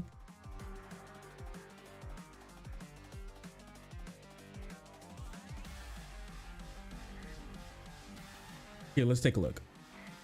So here's Panera's caffeine beverage content, okay? Cafe blend dark roast coffee, 16 fluid ounces, that's 214. Cafe blend dark roast coffee, 20 ounces, that is 268. So this is the caffeine in milligrams. Right, so there's 20 fluid ounces and that's 268 milligrams here. And then on here, I mean, they're not incorrect. That is the same amount of caffeine that's in their dark roast coffee. That is actually literally the same amount. See, my thing is like, when I saw this originally about the lemonade that kills you, I've walked into Panera and gotten it before, mostly because it tastes good. I like the yuzu mango citrus one because it tastes good. And I usually mix it with the lemonade, with the strawberry lemon mint because it tastes good. But just like a little bit, like a splash of this, but like mostly this. I've never tried this one. I don't like apple. And so I was like, okay, there's caffeine in it. And it says that there's caffeine in it, like right on the label that they hang on the jug. Daily recommended is 200. Yeah, but like it's this literally the same amount as their dark roast coffee that they already sell to you, which doesn't come on with a label that says how much caffeine's in it. Because I actually did not know how much was in the coffee. I do know how much is in here because it's on the label, right? I'm not saying that it's plain caffeine. I'm not saying that it's like good. 400 milligrams is daily recommended. I don't know. Maybe if you're like 60, 200, maybe if you're like 60 or 200 milligrams is your daily recommended, but I don't know. I feel like if you're like a healthy individual that you could probably drink one of these and be okay. You could probably drink 2 or even, I wouldn't say 3. You may have a problem. I can't even tell. The thing is, I can't talk about caffeine as much because me and the GF have caffeine. They work opposite on us. So I can't really tell. I've never been coffee jittery. I'm just naturally jittery. My ass has a mental condition. And so I don't know what normal people feel when they drink caffeine. I actually have never experienced it in my life. And so I guess I can't say that you could drink it and be okay. I've never had a caffeine high before. A normal cup has like 50 milligrams. Yeah, but I think this is a bigger problem. I don't think this is necessarily a problem with a lemonade that kills you. I think this is more of a problem with our society just simply being over caffeinated, and a lot of the stuff we have in it being over caffeinated the same way a lot of the stuff that we have has like too much sugar and too much trans fats and all that type of stuff in it. I'm not sure if this is necessarily different than when like McDonald's was sued for their supersized meal because they gave you the option of eating way too much food and you were like, boy, I love too much food. I can't wait to eat way too much food for me. I love it when I eat too much food. And so I'm just going to eat too much food because they offer it to me. How dare you offer me too much food for money? You know, I don't know. Like at some point, I don't like the bootstrap meme, but at some point you're gonna have to be like, I'm done drinking the lemonade that kills you. In some point you're gonna have to be like, I'm done eating too much. You have to. I hate the bootstrap type thing. I hate all of that type of usually the personal responsibility bullshit is just like sidestepping society's role on making people's lives better. But at some point you're gonna have to be like, at some point you're gonna have to take responsibility for your own life. Like there has to be a stopping point. And I feel like, I know people don't have much conceptualization about how much caffeine is too much. Like what else do you want on here? You like, I'm fine with you being like, they should also have the daily recommended, dose of caffeine for like your average person. Like that's fine. But I'm telling you, like if a person like doesn't care and thinks the mango yuzu citrus charged lemonade that kills you tastes good, that they're gonna drink 4 and start foaming at the mouth and die of cardiac arrest in the Panera like lobby, and I'm gonna have to be the one who's gonna have to step over their dead body to be able to get to my cream cheese sesame seed bagel and small macaroni. Like I hate to say it.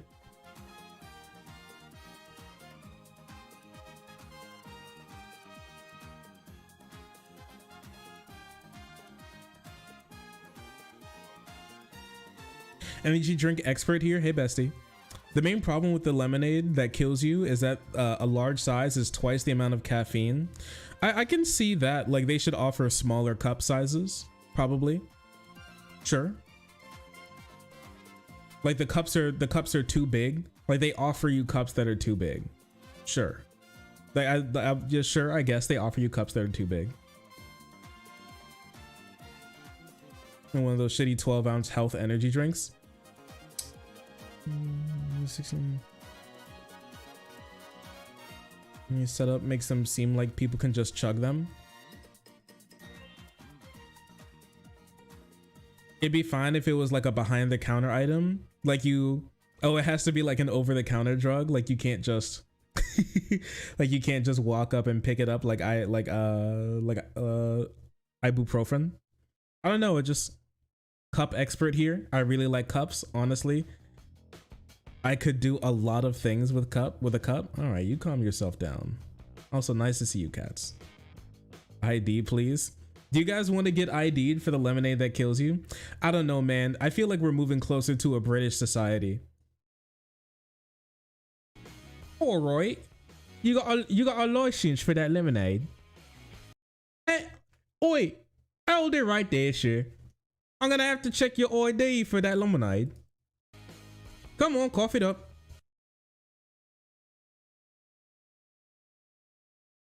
Sponsored by Lemonade VPN.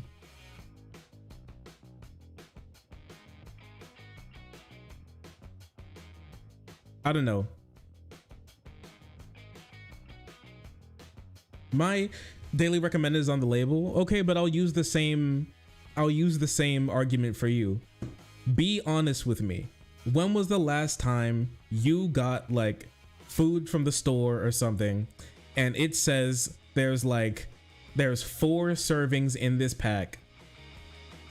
In the daily recommended is like 1 serving and you go, God damn, they gave me the whole pack, and then you sit your ass down and you eat it. And you eat the whole thing knowing damn well in the back of your head that you shouldn't be eating all those servings, but you do it anyways. All right, let's just be honest with ourselves. How many times have you done that? And I'm gonna be real. For all of you, it's probably every time. It's probably every single time you've done it. Every time you've eaten more than the recommended dose. Every time you've eaten more than the recommended amount. And honestly, every time your ass probably never even cared to look. Be honest. Your ass never even cared to look. You just started stuffing your face. I'm just being like, the information is there for you to be able to judge. Could there be more information? Yeah, absolutely. But I don't know, at the end of the day, if you're gonna be drinking the lemonade that kills you, you gotta understand that the lemonade that kills you could possibly kill you.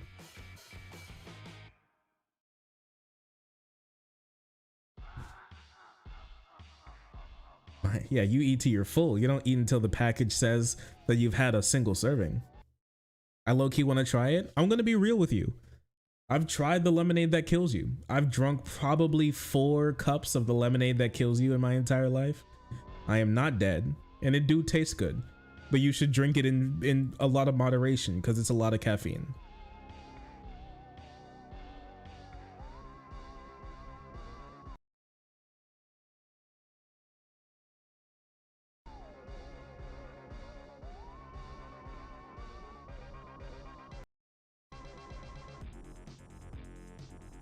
Here, 1 second. Oh no, don't do that.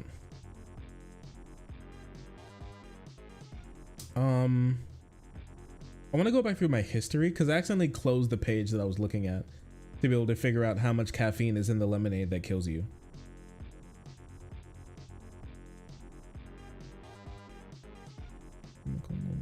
My brain always goes the same.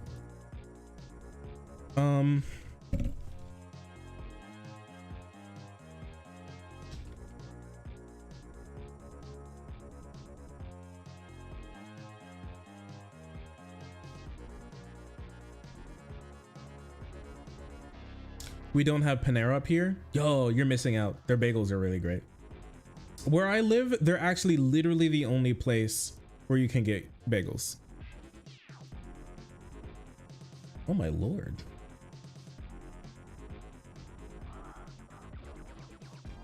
This is specifically for Starbucks drinks. But yeah. Pike Place roast coffee, 410. This is actually more caffeine than the lemonade that kills you. This is actually, wait, this is literally the coffee that kills you. Wait, this is crazy.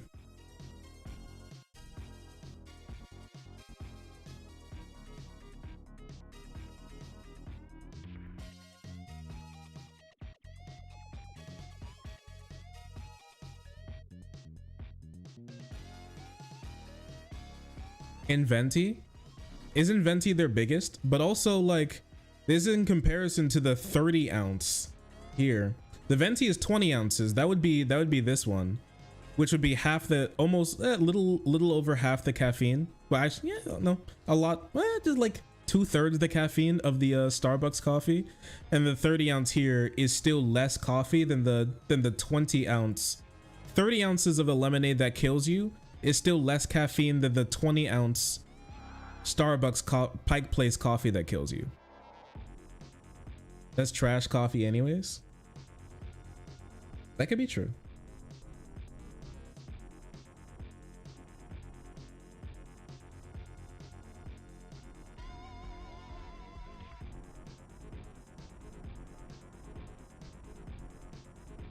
No wonder so many Americans have heart issues. I mean, there's too much sugar in everything. There's too much caffeine in everything. Like, I don't think this is untrue. This makes a lot of sense. 5 Hour Energy is 200. Yeah, 5 Hour Energy is 200 milligrams of caffeine. A Monster's 160. A Reign energy drink is actually 300 milligrams.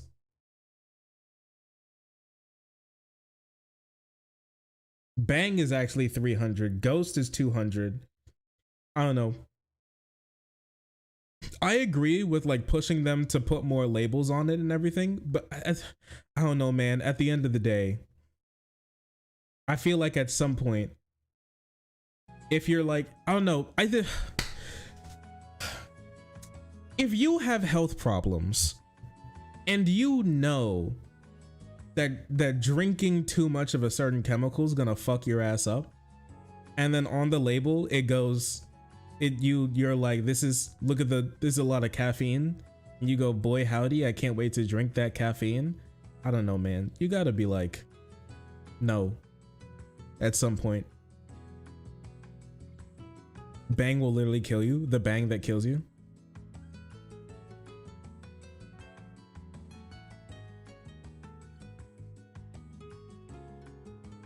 Yeah, she was reported to be super responsive. Super responsible for her health. Legal has a good video on it. Wait, they labeled it after she died? I think they labeled it after maybe the first person died. I don't remember it being always, I don't know if it was always labeled. It may have been, it may not have been always labeled. Like directly on the jug of the lemonade that kills you. Is paid off by Big Panera. I have a bestie from high school who works there, and he gives me free bagels sometimes. So I'm not there for Panera, I'm there for my bestie sometimes, and I go say hey. I'm like, hey buddy, I hope you're doing well.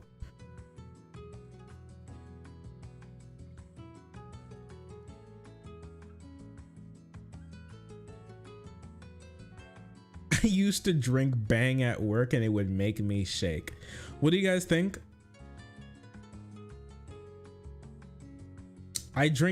Tomorrow I drink the lemonade that kills you, while eating the Pokimane expensive, the Pokimane millionaire cookies, and see what happens if I mix the two. Like, see what happens to me. I make myself a guinea pig and just see what happens.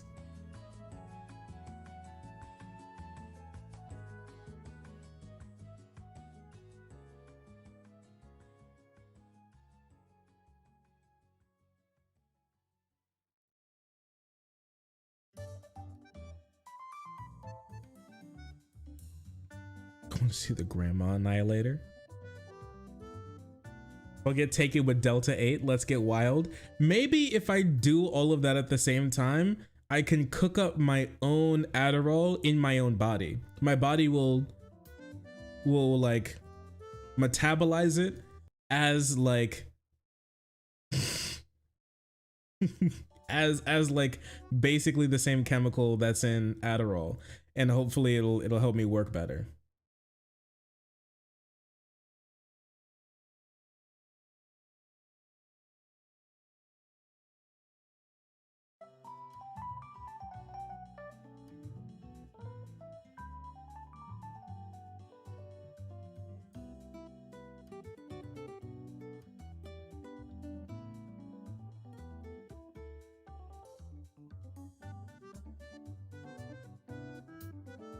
I'm wrong about this. I'll debate you. I'm wrong about what?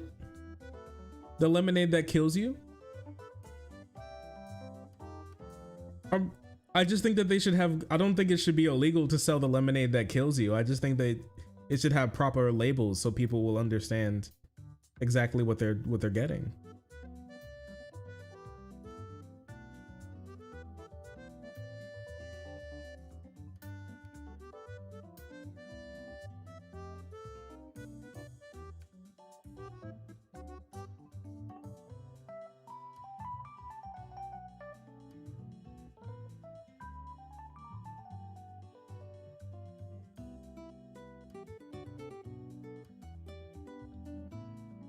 I should be able to drink gas as long as I know what I'm getting.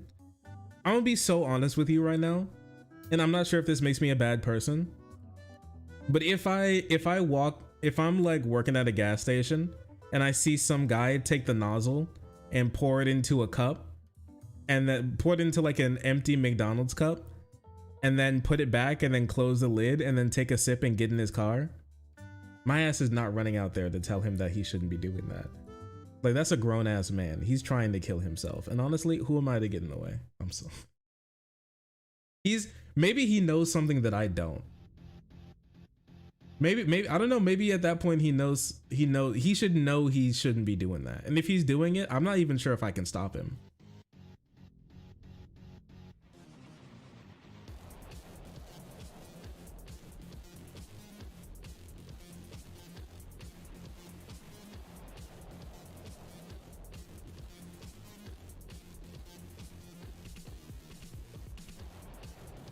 That's just Eric Andre.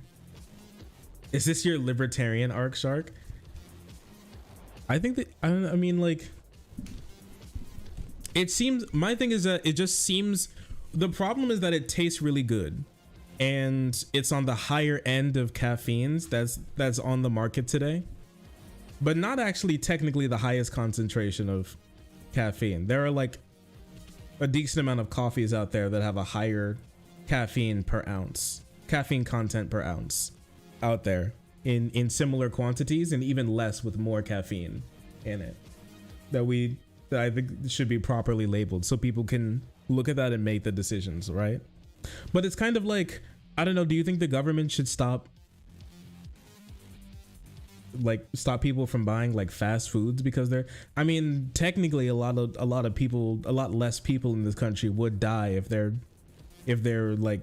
if it was like they'd be like put in jail for buying McDonald's, but I'm not sure if that's right.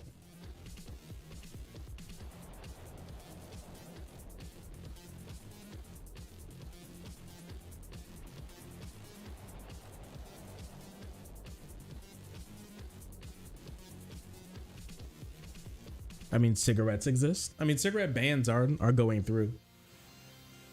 But the thing is, I don't know, just I feel like the carcinogen effects of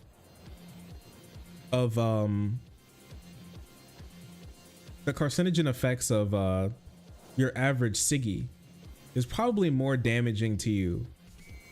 Like, if you were to smoke one cigarette and one person drunk one lemonade that kills you, who do you think would be doing more damage to themselves? I personally would say the person taking the ciggy. Cigarettes in certain places are forced to have certain labels. Yeah, I'm not against them being forced to display certain labels.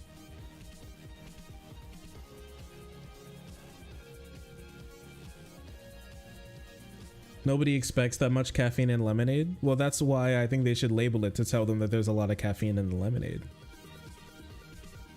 Like that's on the should like the number one like the biggest thing on the bottle be like the caffeine percentage, and then the second largest thing should be, it's okay for that to be the name of it.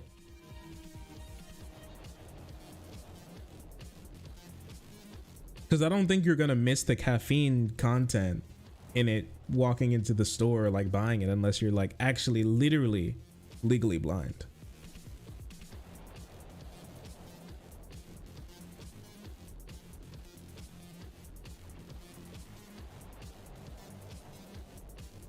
I think in Australia you have to cigarette companies have to put like people's like pictures of dying lungs and stuff on cigarettes.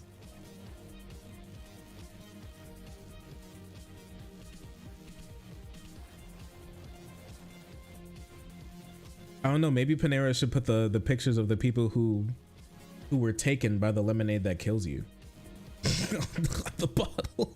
This, like on every single bottle of the charged lemonade, it comes with a picture of the 2 people who have died from the lemonade that kills you.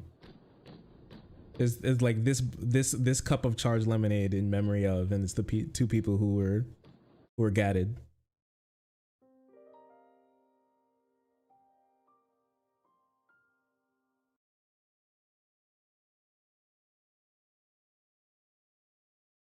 Nah.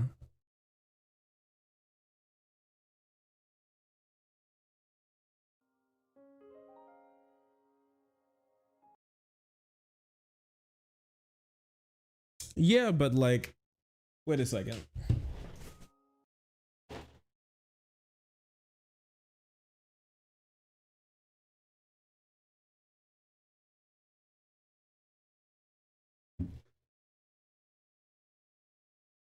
My thing is, so this is a literal drug. This is literally like ibuprofen here. And like the number one thing on it is like the brand name, and then after that is the drug itself, and then under that is actually, it's labeled the same way that the charged lemonade is. Actually a literal drug, an actual literal drug is named the same way that the charged lemonade is. And so I would think just the way I'm looking at it, it seems labeled a way that's in correspondence to the way your average drug would be labeled at that point.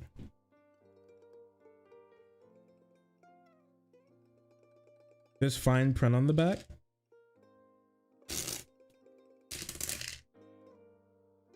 Like I see that, but should every, so what I'm just asking what you want. Should every charged lemonade come with like the peel back on the back and in like a QR code? I'm just asking what you want.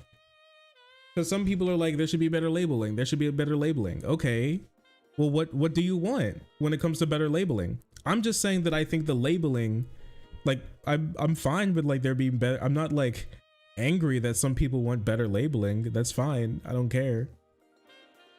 I'm just saying that I personally just don't believe that it should be illegal. Like the lemonade that kills you should be illegal. I just think it seems like you should just, that they could have better labeling on it. And yeah, we don't do that for alcohol. I'm going to tell you, like, I've bought alcohol and sometimes they literally have to search to see like what, have you ever bought some wines and they don't tell you, and like they tell you the alcohol percentage on like the back and like really small? It's actually worse than the lemonade that kills you. Shark, why can't the UK have a normal Christmas?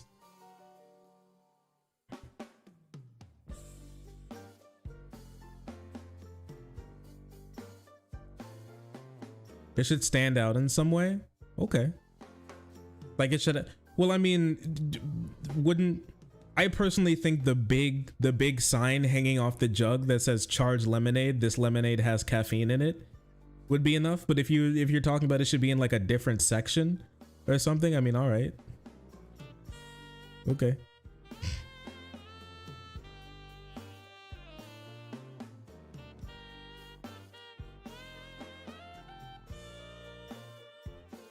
A different color too, like the jug should be a different color. It should be like, I don't know, it should be like black or something. Black jug. Oh, the label should be a different color from what, how they label other drinks or something. Like what, they should change the name to caffeinated lemonade.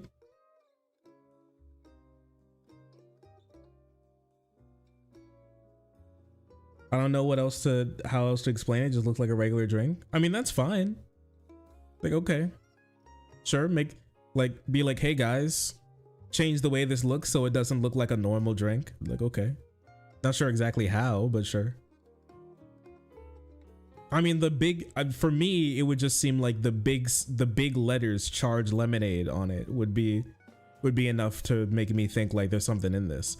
Because when I hear "charged lemonade," I'm like, there's something up with this lemonade, right? Like they're doing something to this lemonade, in my personal opinion.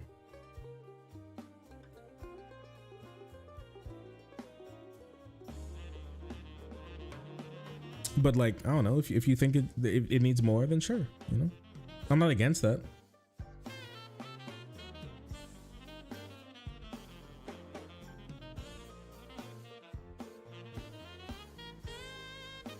You know, Diet Coke is in a gray one, and Coke is in red. Inside of Panera, are there like other jugs in there?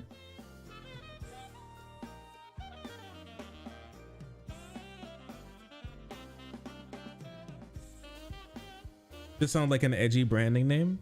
I mean, I guess. Sure, but it's not. Sure, I guess, but it's not a brand in and of itself. It's from a store. I guess the same like dark roast coffee doesn't really tell me that there's going to be more coffee in it, or like an espresso shot isn't necessarily going to have more caffeine in it, and then just like a extra coffee in it, right? We just know that an espresso shot has like, I don't know how much caffeine an espresso shot actually has in it, but it has more than normal coffee does. I know that.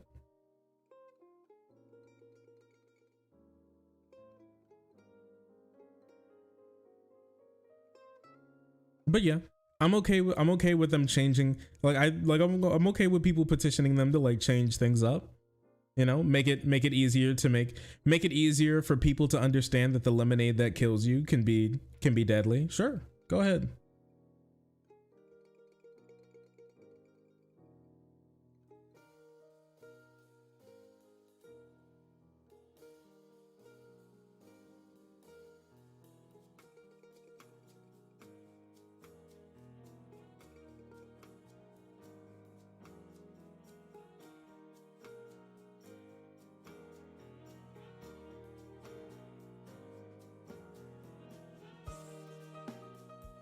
Espresso and coffee implies caffeine directly. I mean, I know there's going to be more caffeine in the cup the more coffee you put in the cup. But if you say, let me give you a pour of more coffee or an espresso shot, I'm not sure, without knowing intuitively through like culture, that an espresso shot has, does an espresso shot have more caffeine in it than just like more coffee?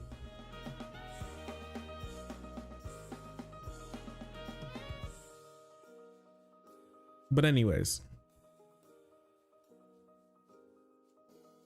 yes, it does. Drink 10 and get a free shirt. You know, that's the, you know what, you know the old TV show Man vs. Food? I think the guy from Man vs. Food should go to a Panera where it's like drink 10 lemonades that kill you, get a t-shirt, and he should just be sitting there like, two more.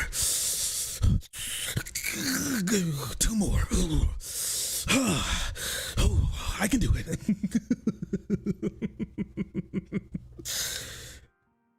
That'd be crazy. That'd be crazy.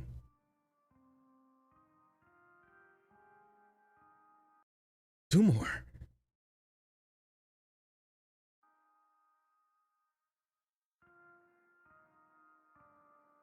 You can get ads from Monster Energy on the side screen? Oh no. Well, it's just like concentrated coffee. So if I add more water, it's just normal. Wait, so you're telling me if I add water to an espresso shot, it's just a normal cup of coffee? Is that true?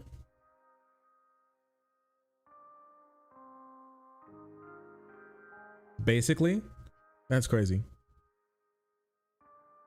That's called an Americano? Then what the fuck is a coffee? What the heck is coffee then? If I'm just like, I want a cup of coffee, what the heck are they gonna give me?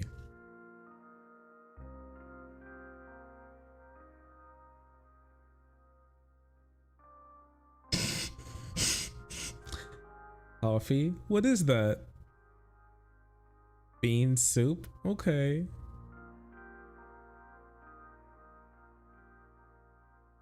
All right.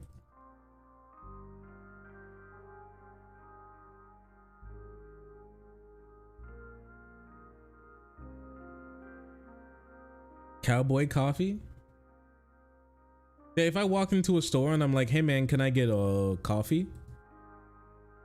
And they're like, what would you like? Coffee? Can I get a medium coffee, please? Just coffee in a cup?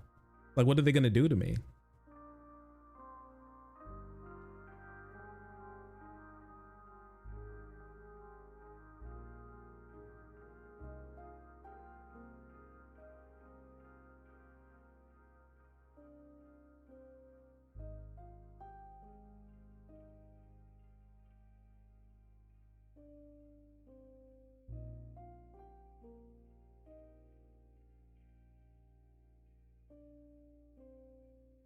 I think cappuccino with the same ingredients. This has more foam. I'm not one of those. I'm not a coffee bitch, so I don't like. Once again, I don't really drink coffee. Sometimes I kind of wish I did, but my ass don't. I don't at all. It's only been 2 hours, really? I feel like it's been longer.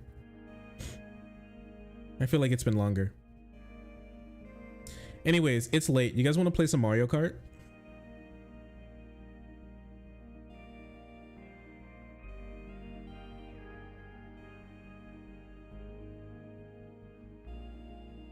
I broke stream. I did break the stream, you're right.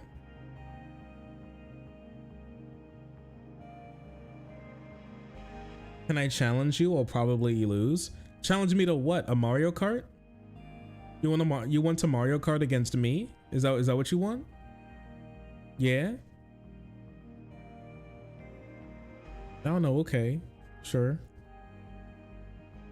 But I don't know, what, like a time trial or something?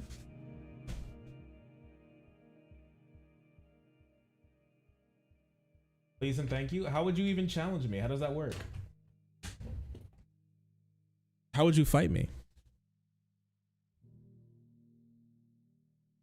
Can I share my Switch ID here? I mean, I guess you could just see mine.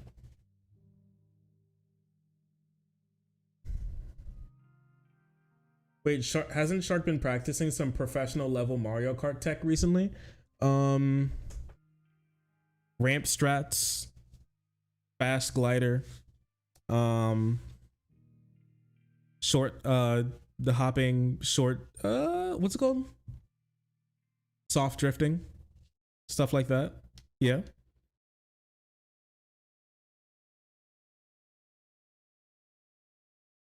Some stuff.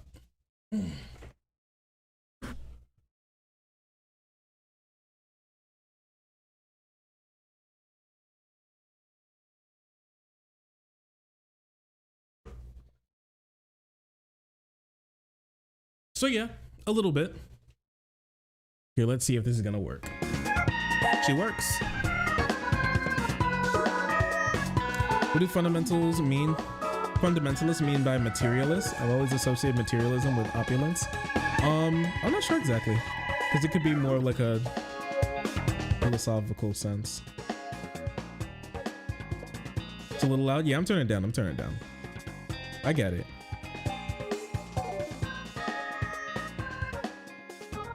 And this should be frozen. Yep.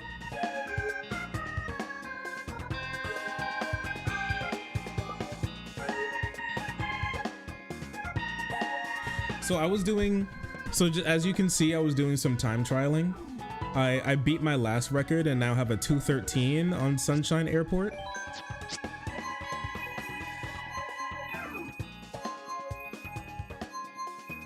I'll switch on mine, but I'm curious to watch a modern Mario Kart. It's pretty fun.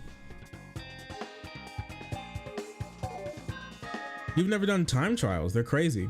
Anyways, I want to show you some stuff that I've been learning on Sunshine Airport, because I like this map. It's fun. Anyways, one of the first things you want to do here is actually turn to the right and then start a left drift, go wide, cut in, and then and then hop. I messed it up a bit. Or you want to hop here, and the crazy thing is you actually don't want to trick off of this one. You want to cut this corner, go down, and then use your shroom to go all the way through here. Because that's the fastest shortcut on Sunshine Airport. 100%. And you don't want to trick there either because it's a launcher cannon, which means that it's best actually to hop in because your glider comes out faster.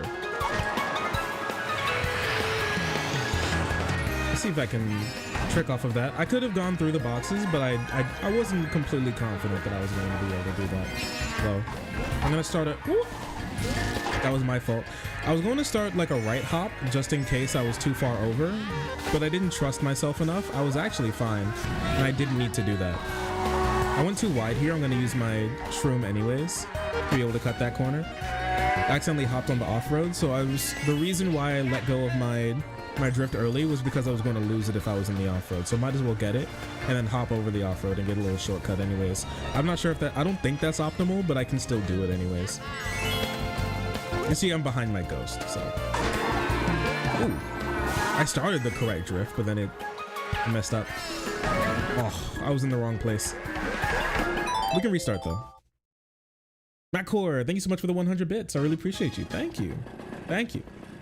Feels like a vehicular combat game, Carmageddon. It's not, it kind of is.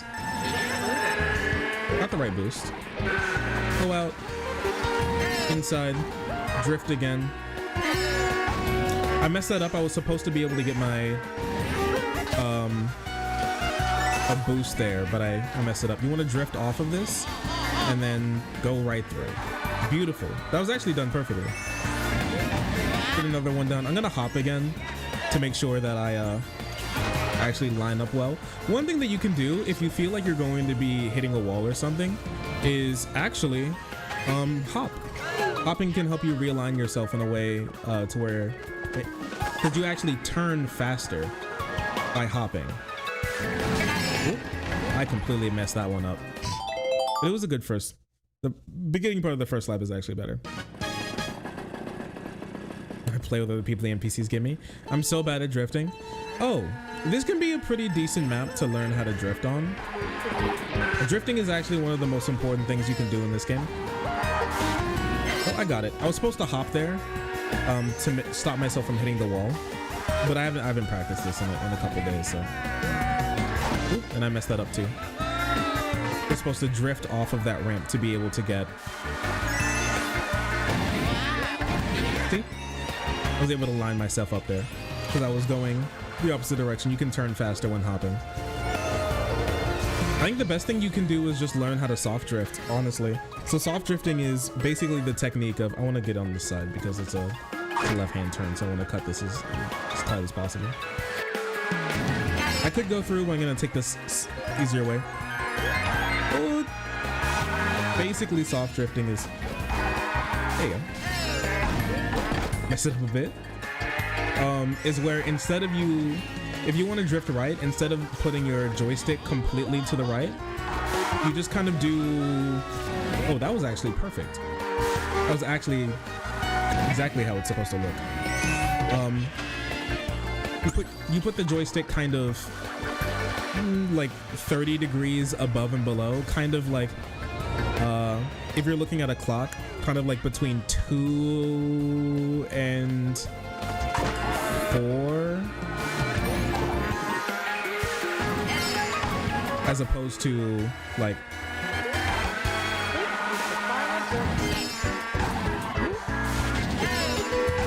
there you go, and the hop. Oh, misalign myself again. Didn't want to trick there, but you know, why not? Who's gonna stop me? You know? The trick police, not me. And that's going to allow you to get the same level of drift as fast without actually drifting as hard. Because if you didn't know, actually, how steep you turn the joystick determines how fast you get your mini turbo. Oh wow, I forgot how bad those boxes mess you up. If you think that you're going to If you think you're gonna hit a box, you should just take the smaller end. Still not too bad.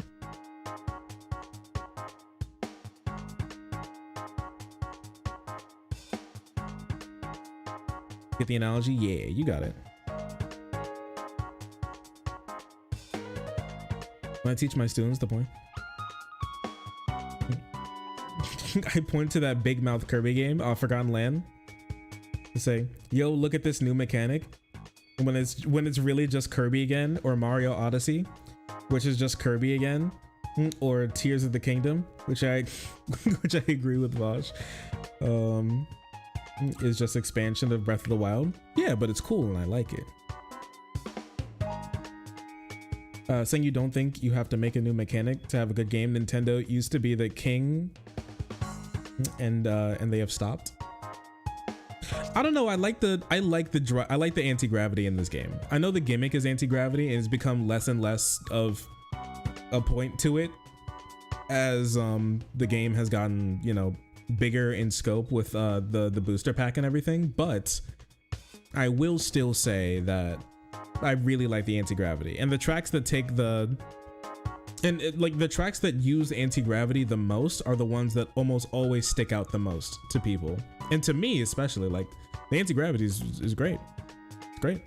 Like, think Big Blue, great map. One, honestly, still in my opinion, the best map in the game.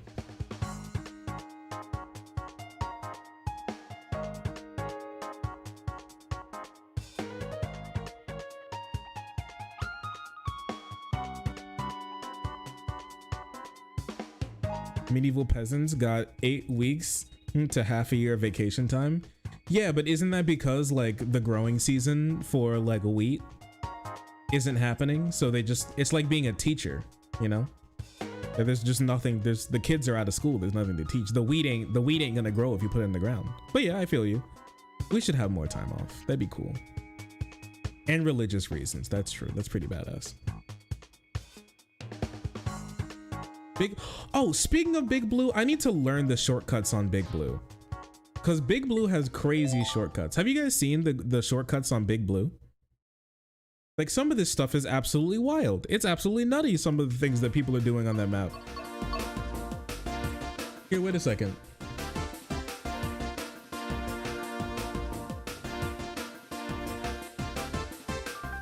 Dark Hog. Craze Queen, thank you so much for the 17 months. Almost half a year. Almost a year and a half. So true. Almost a year and a half. Thank you so much for being around. I really appreciate you. Thank you. Thank you. Thanks for the love. Thank you. Thank you. Thank you. Thank you. That means a lot. Wait a second. Take a look at this crazy bullshit. Okay. To the final installment in the basic training series. Whoops. YouTube. YouTube. YouTube. I think it's in section 2 where it really kicks up. Oh no. YouTube, you good? Welcome to the final. Anyways. Before landing, you want to release this super mini here we go. Right before left on the second section that's mostly water.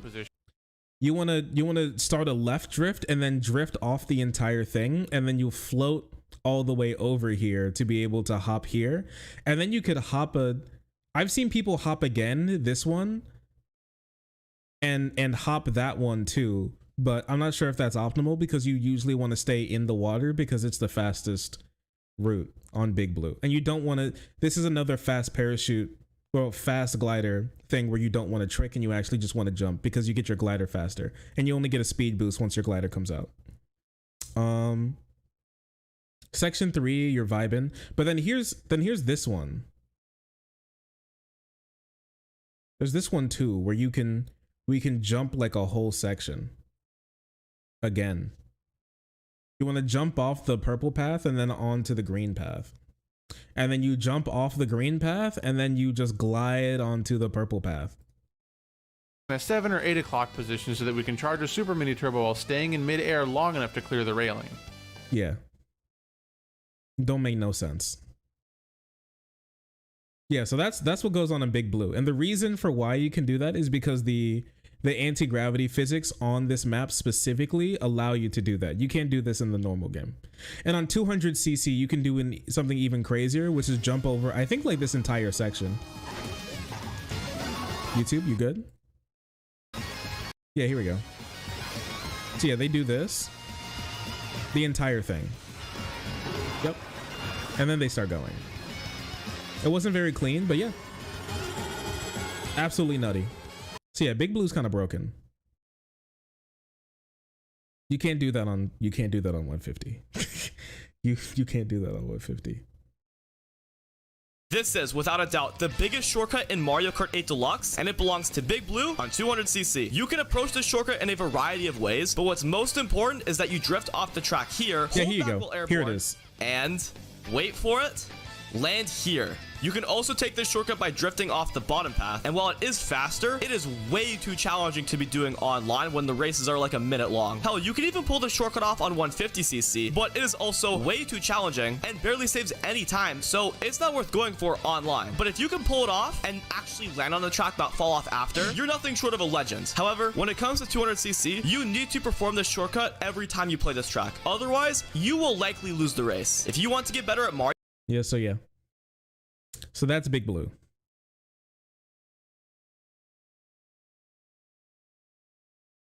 You're learning frame data? That's hardcore. You haven't tried 200cc? It's quite fast. Obviously, the Mario Kart frame, there's actually, the craziest thing about it is that there's actually so much stuff in this game. I've never actually done a time trial of this.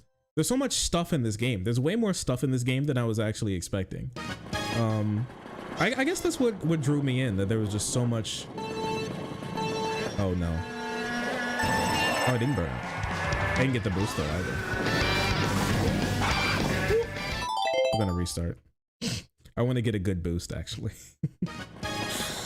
Ooh, I messed up. I knew that was gonna be a burnout. There we go. Anyways, let's see what we can do here on Big Blue.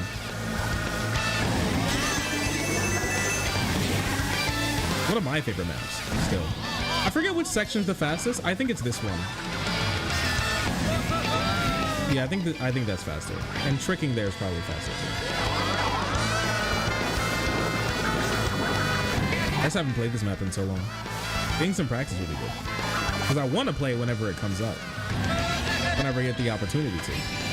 This is not a launcher glider. Cool trick. I want to stay in the water as much as possible. See what we can do. Oh, no. Oh, I get to try it again. No, wait. No, I'm not fast. Whoa, I made it. That's freaking good. No. I did it first try though. I kind of did it.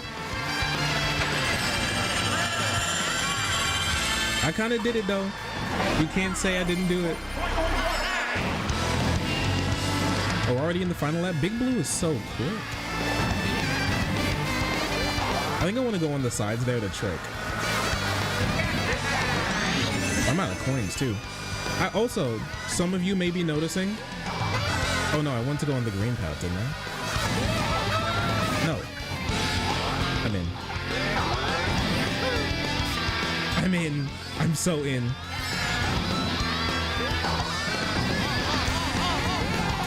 Big Blue, more like Big Snooze. I'm in.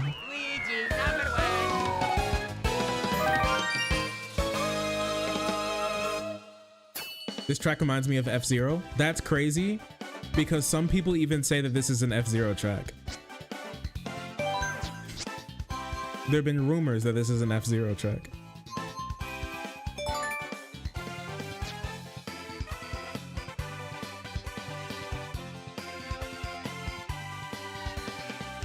What do you think of Austin Canning Brown's approach to social justice? I'm actually not privy to that person. SNES.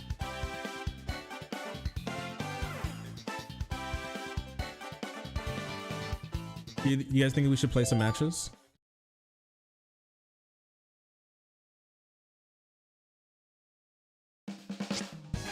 Oh, 5,000 coins. Boy, I love coins.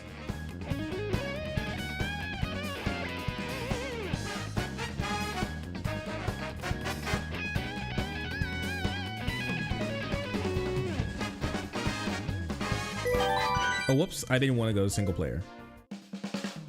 I'll play. Did it say 2-person? What the fuck? All right. Search room by ID. I don't know. Did you post your ID? Charles, that's not your ID. Oh my gosh, there's so much work.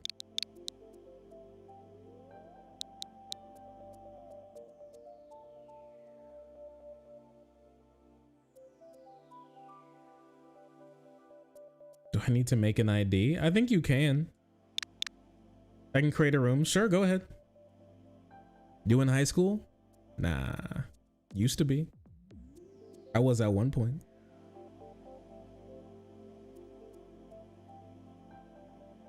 Let's get blazed. You're done with finals. Yo, congratulations. Hold, please. My lord. My lord.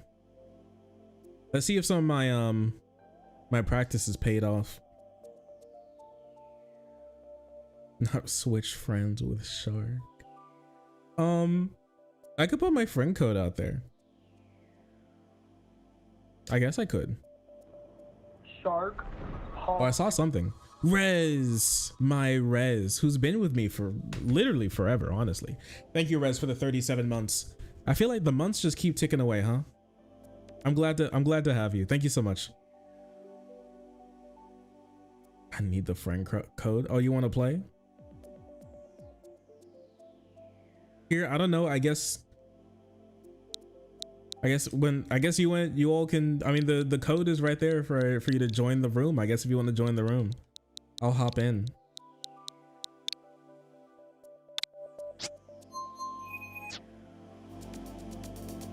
I guess I'm in. Hacker voice. Ouija.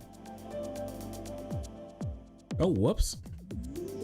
There you go. Y'all shouldn't see that. I like this build. It's a really good build, in my opinion. I'm glad that Luigi is close to being top tier, and the pipe frame looks good. You're black?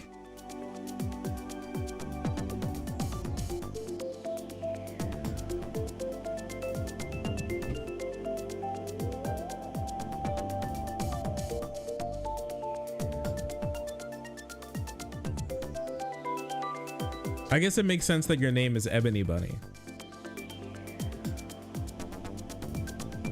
More black people? Some people be like my community is like all white or something.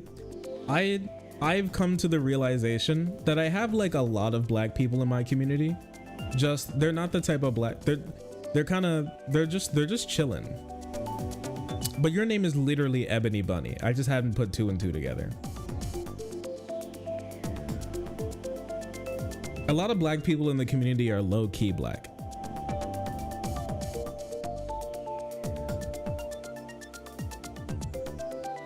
Bring on the chocolate folk.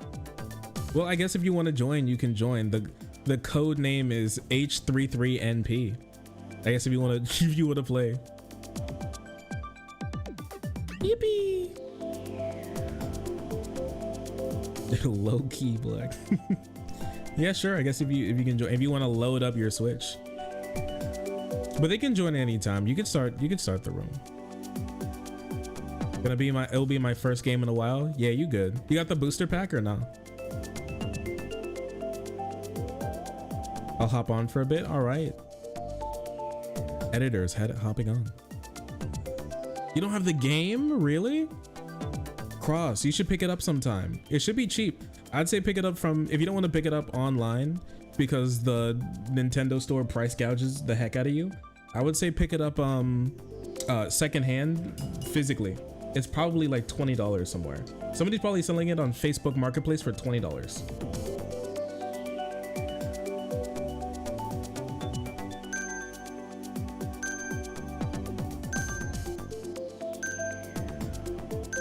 No computer, is just the two of us?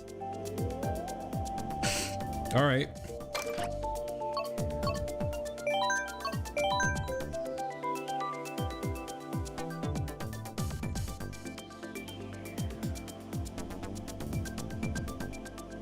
They're like hard copies? Yeah, somebody's probably selling it for $20 somewhere.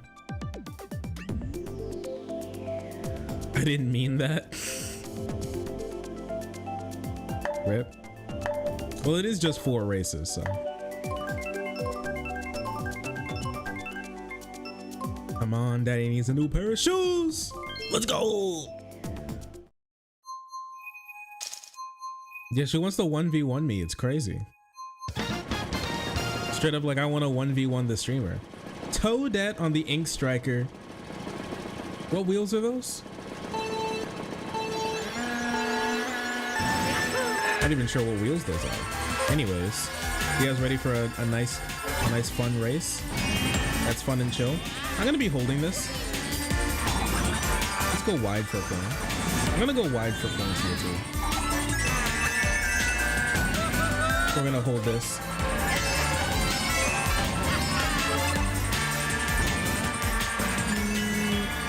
What was that? All right. Very kind of you. No! I was trying to do the shortcut. You take me backwards? That's crazy. I might as well be able to do the shortcuts while I'm here. There we go. Don't want to jump there. Sorry, I don't want to trick there. Go for the dubski. Ooh, I'm messing up all these tonight. I haven't played on this map for a while. Oh, you know what? Thank you. I want to try this again. There we go. That's how that should work. Anyways, we can bag now.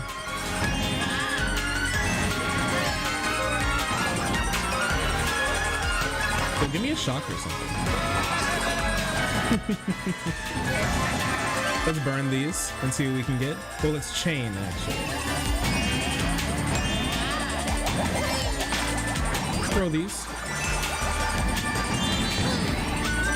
Let's see what we can get.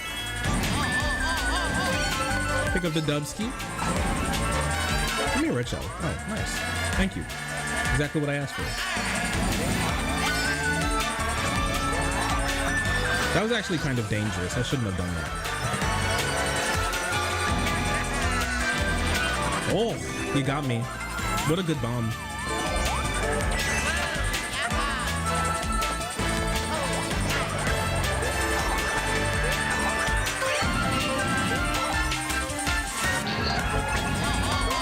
And this top path should be the fastest as far as I know. Let's burn that. Ooh, a blue? I don't know what that's gonna do for me, but let's see what they have. A banana. Not much. Let's burn that too. Oh, the rolls are terrible. Oh, we're just 2 people. You don't get anything.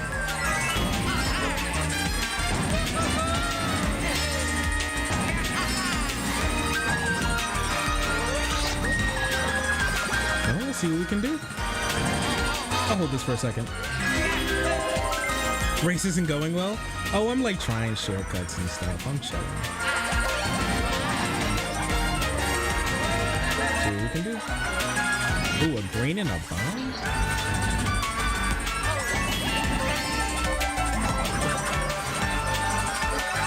Actually going on the insides faster. Ooh. Oh, nice work. Good job. Good race. There's not many ketchup items with just 2 people.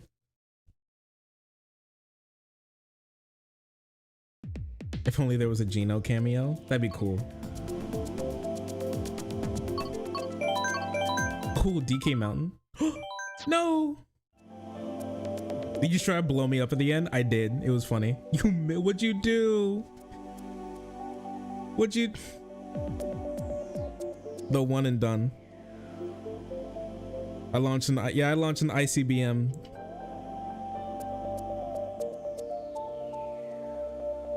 Meant to? Okay. I was trying to roll as many things as possible to be able to get like red shells or something. No triple reds. I got like 2 reds the entire race. It's the longest track in the entire game. Poor rolls. Hate to see it. Yeah, I got cooked. I ain't gonna lie, I'm getting cooked. So what's this? Well, you guys can join if you want. N9 2 6Y.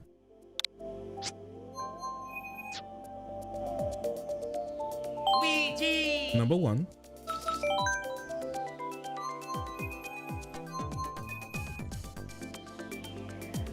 I'm in hacker voice. I mean, you can join anytime, so don't feel like you miss out. But yeah, I'd say comms. There's so much garbage. We can get Mario Kart in.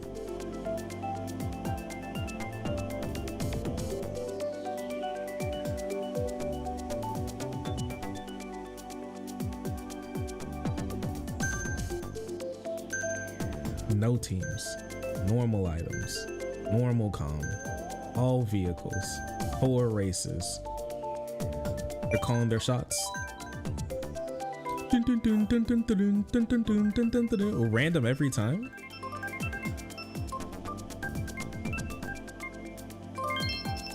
Oh, it's the new Bowser's Castle. I think I've only played on this once.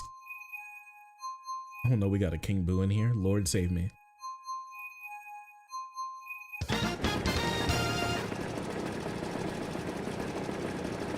It's the new Bowser Castle. I've never had this one before. I haven't time trialed this one, but I played it.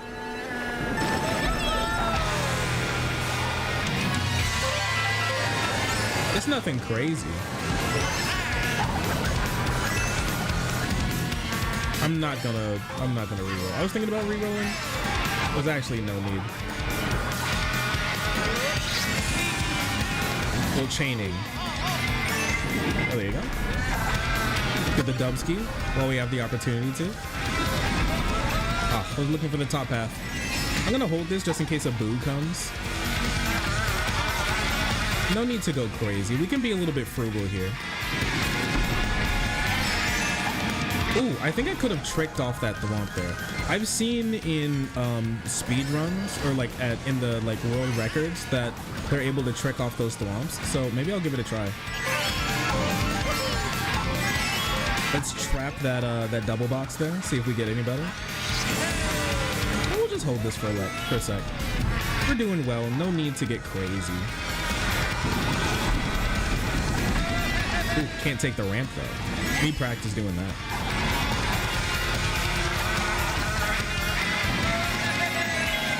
Okay, well there you go. Good use of that. Oop, I'm gonna get hit here. Can't do anything about that one. You know what? I got a bit of the shock dodge. I don't think I'm safe here, but I'll take it. Go wide, get some coins, get a boost. At this point, I'm kind of hard to catch. Let's get both and a boost around the corner. I'm gonna be a little greedy here. Oh, hey!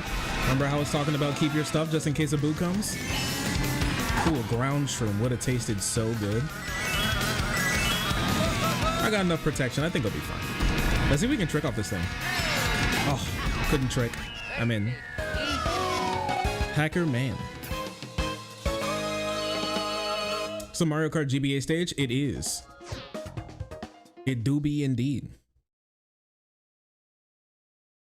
4 races, also known as the Ariana Grande. Good job. Thank you. You as well. I saw you right behind me. You were making it happen.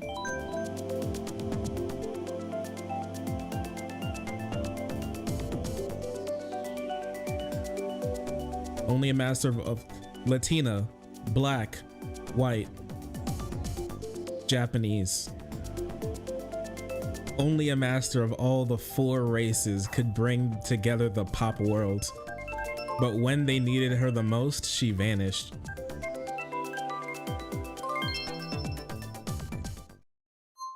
Have you tried battle mode? I mean, yeah, before.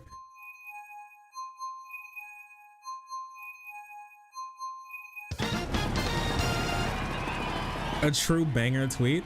Oh, this is a good. I want to time trial this one. This is actually a good map.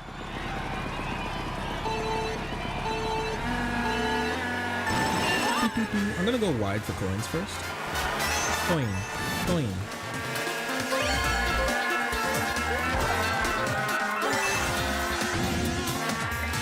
It's coming for me.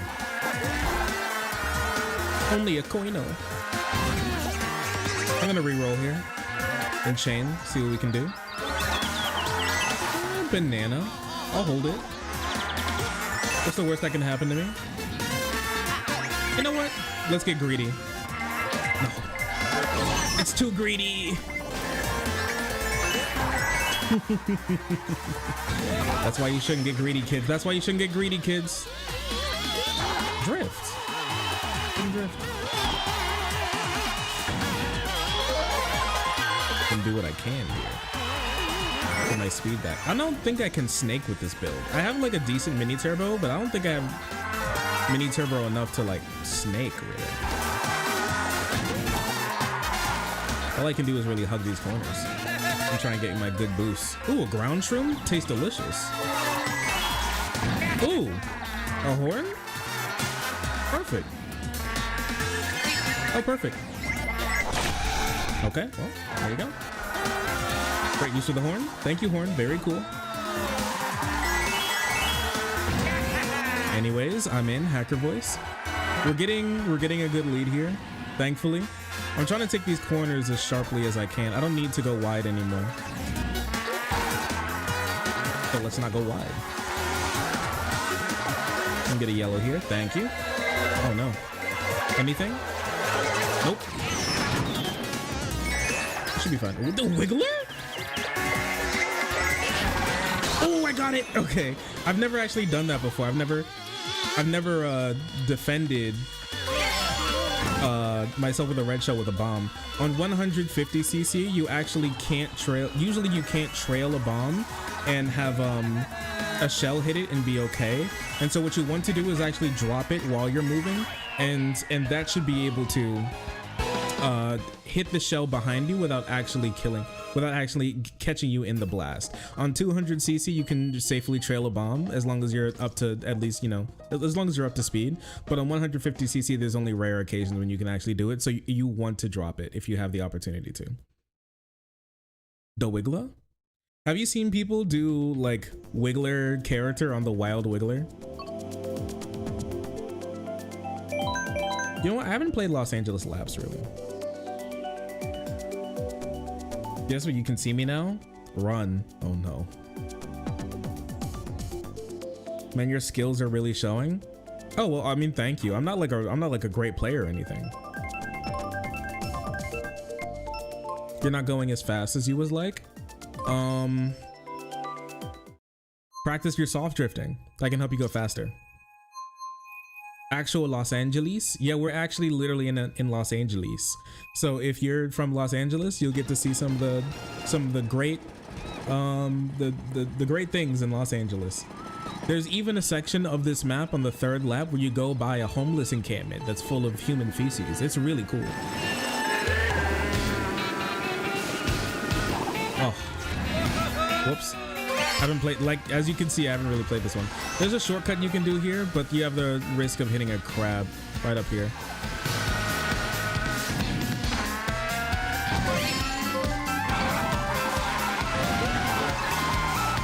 And I have a banana, so I have no opportunity to take it.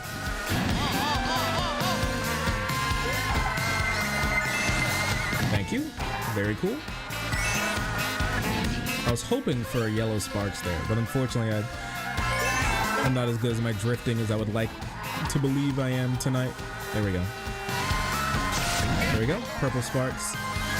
Took me a long time to get there. I wasn't drifting well enough. Oh. Still doing okay though. No. You know what? I'll take that. I'm able to dodge it. Dodge the blue. Not too bad. This thing has pretty decent invincibility, so I wasn't too scared. There's something else, probably is going to be a coin. Okay. There's A lot of shocks. A lot of shocks these days, huh? Everybody loves to be a little bit of a shocky boy, huh? Oh, I can snake. I'm just not good at snaking. Again? Okay. You know what? Dodged a lot of the shells. There's still W's that come out of this. I think this is the fastest path. I think the real fast. Oh, they're right behind me, aren't they? I think going the glider is the fastest there, but I didn't have the opportunity to do that. Let's re-roll here for a double. This actually is gonna mess me up because I don't know where I am. I haven't played this map before. Oh no, I'm getting comboed.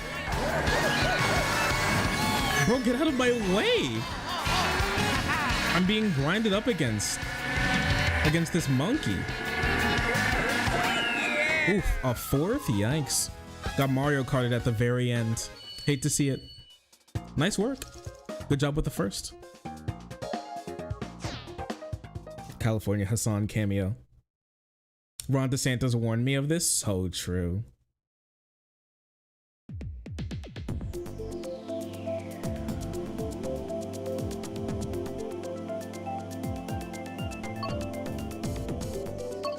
Athens Dash, Bangkok Rush. I'm not sure about Bangkok.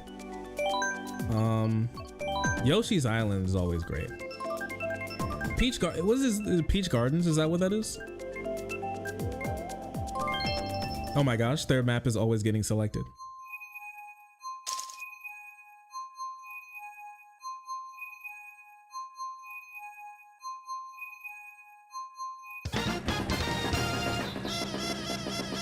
What the fuck is this Waluigi build? Look at that bullshit. What the hell's happening?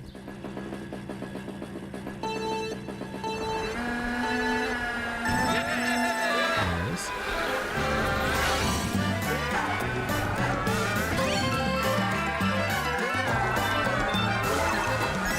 I'm going.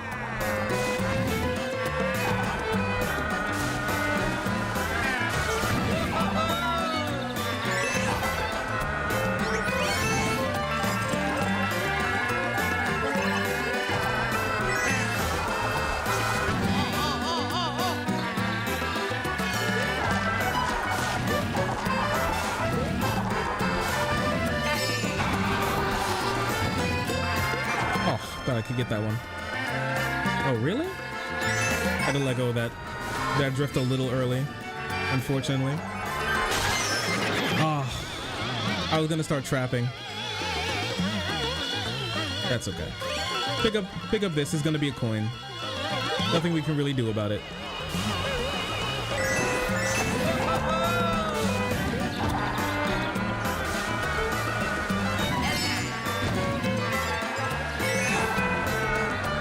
Get this. Go through the middle again. I'm not sure if this is actually the fastest path, but I'll take it anyways. I wish this was in my second slot, but we'll do what we can. Oof. The blooper. It blooped me. Hello? What did I just get hit by? Or maybe it was a banana. Who knows? Catch my ass flabbergasted. Chain jumperino. Leave me alone, brother. I'm racing here. Oh, I absolutely can snake with this thing. Oh, 100%. Oh my gosh. Wallahi, I'm finished. They're gonna be so mad with me. Wallahi, I'm finished. Wallahi, I'm finished. They're coming for me.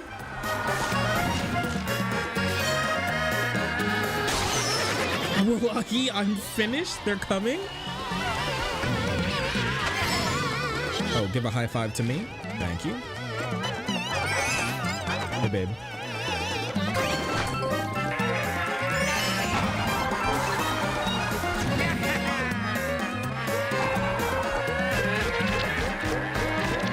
If I got a boost, then that would have been way faster than going all the way around. But I'll spend it. All right. Here we go. Pretty good. Pretty good race all in all. A couple times I messed up, but I think I took advantage of everything that I had. So many shocks, it's crazy. I think it's because I was so far ahead that there were so many comeback items. Ooh, I love my points. I love my points.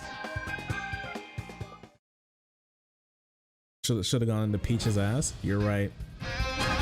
Well, fun games. Thank you. I appreciate you.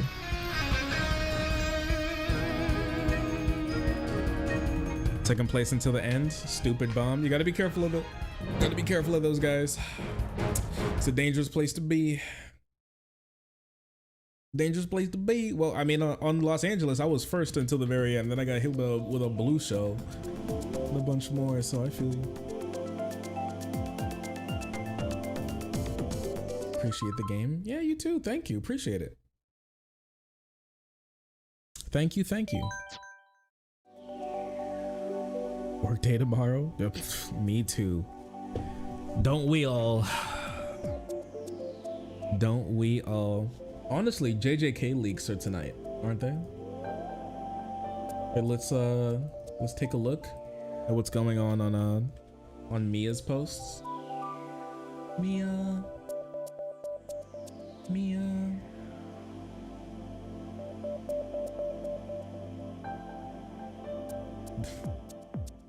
Oh my gosh, there's fake leaks out there.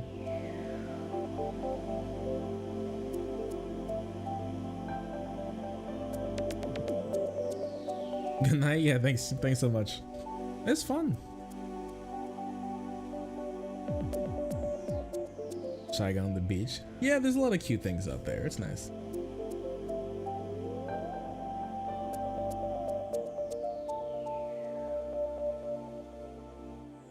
Oh my lord, people are going insane. People are actually losing it. I don't even know what's gonna, I don't know what's gonna happen this chapter. But let's see. 2 years ago. 14 hours. Yeah, they said it's leaking in 14 hours, 13 hours ago. All right. Well, liars. Well, as it is. Appreciate you all for watching. I think I'm gonna take a headache medicine because my ass got a headache.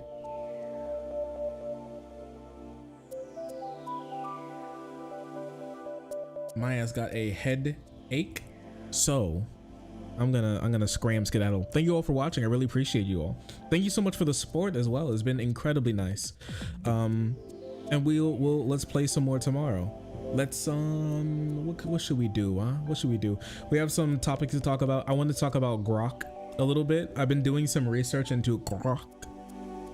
If you guys have heard of it, that the new Twitter AI bot that Elon is betting everything on, that it'll have the opportunity to bring back the Twitter's advertisers, even though it definitely won't, and it's been very funny to watch.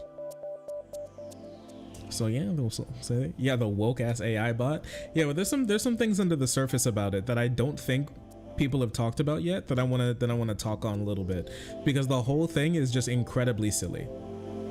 It's just so silly.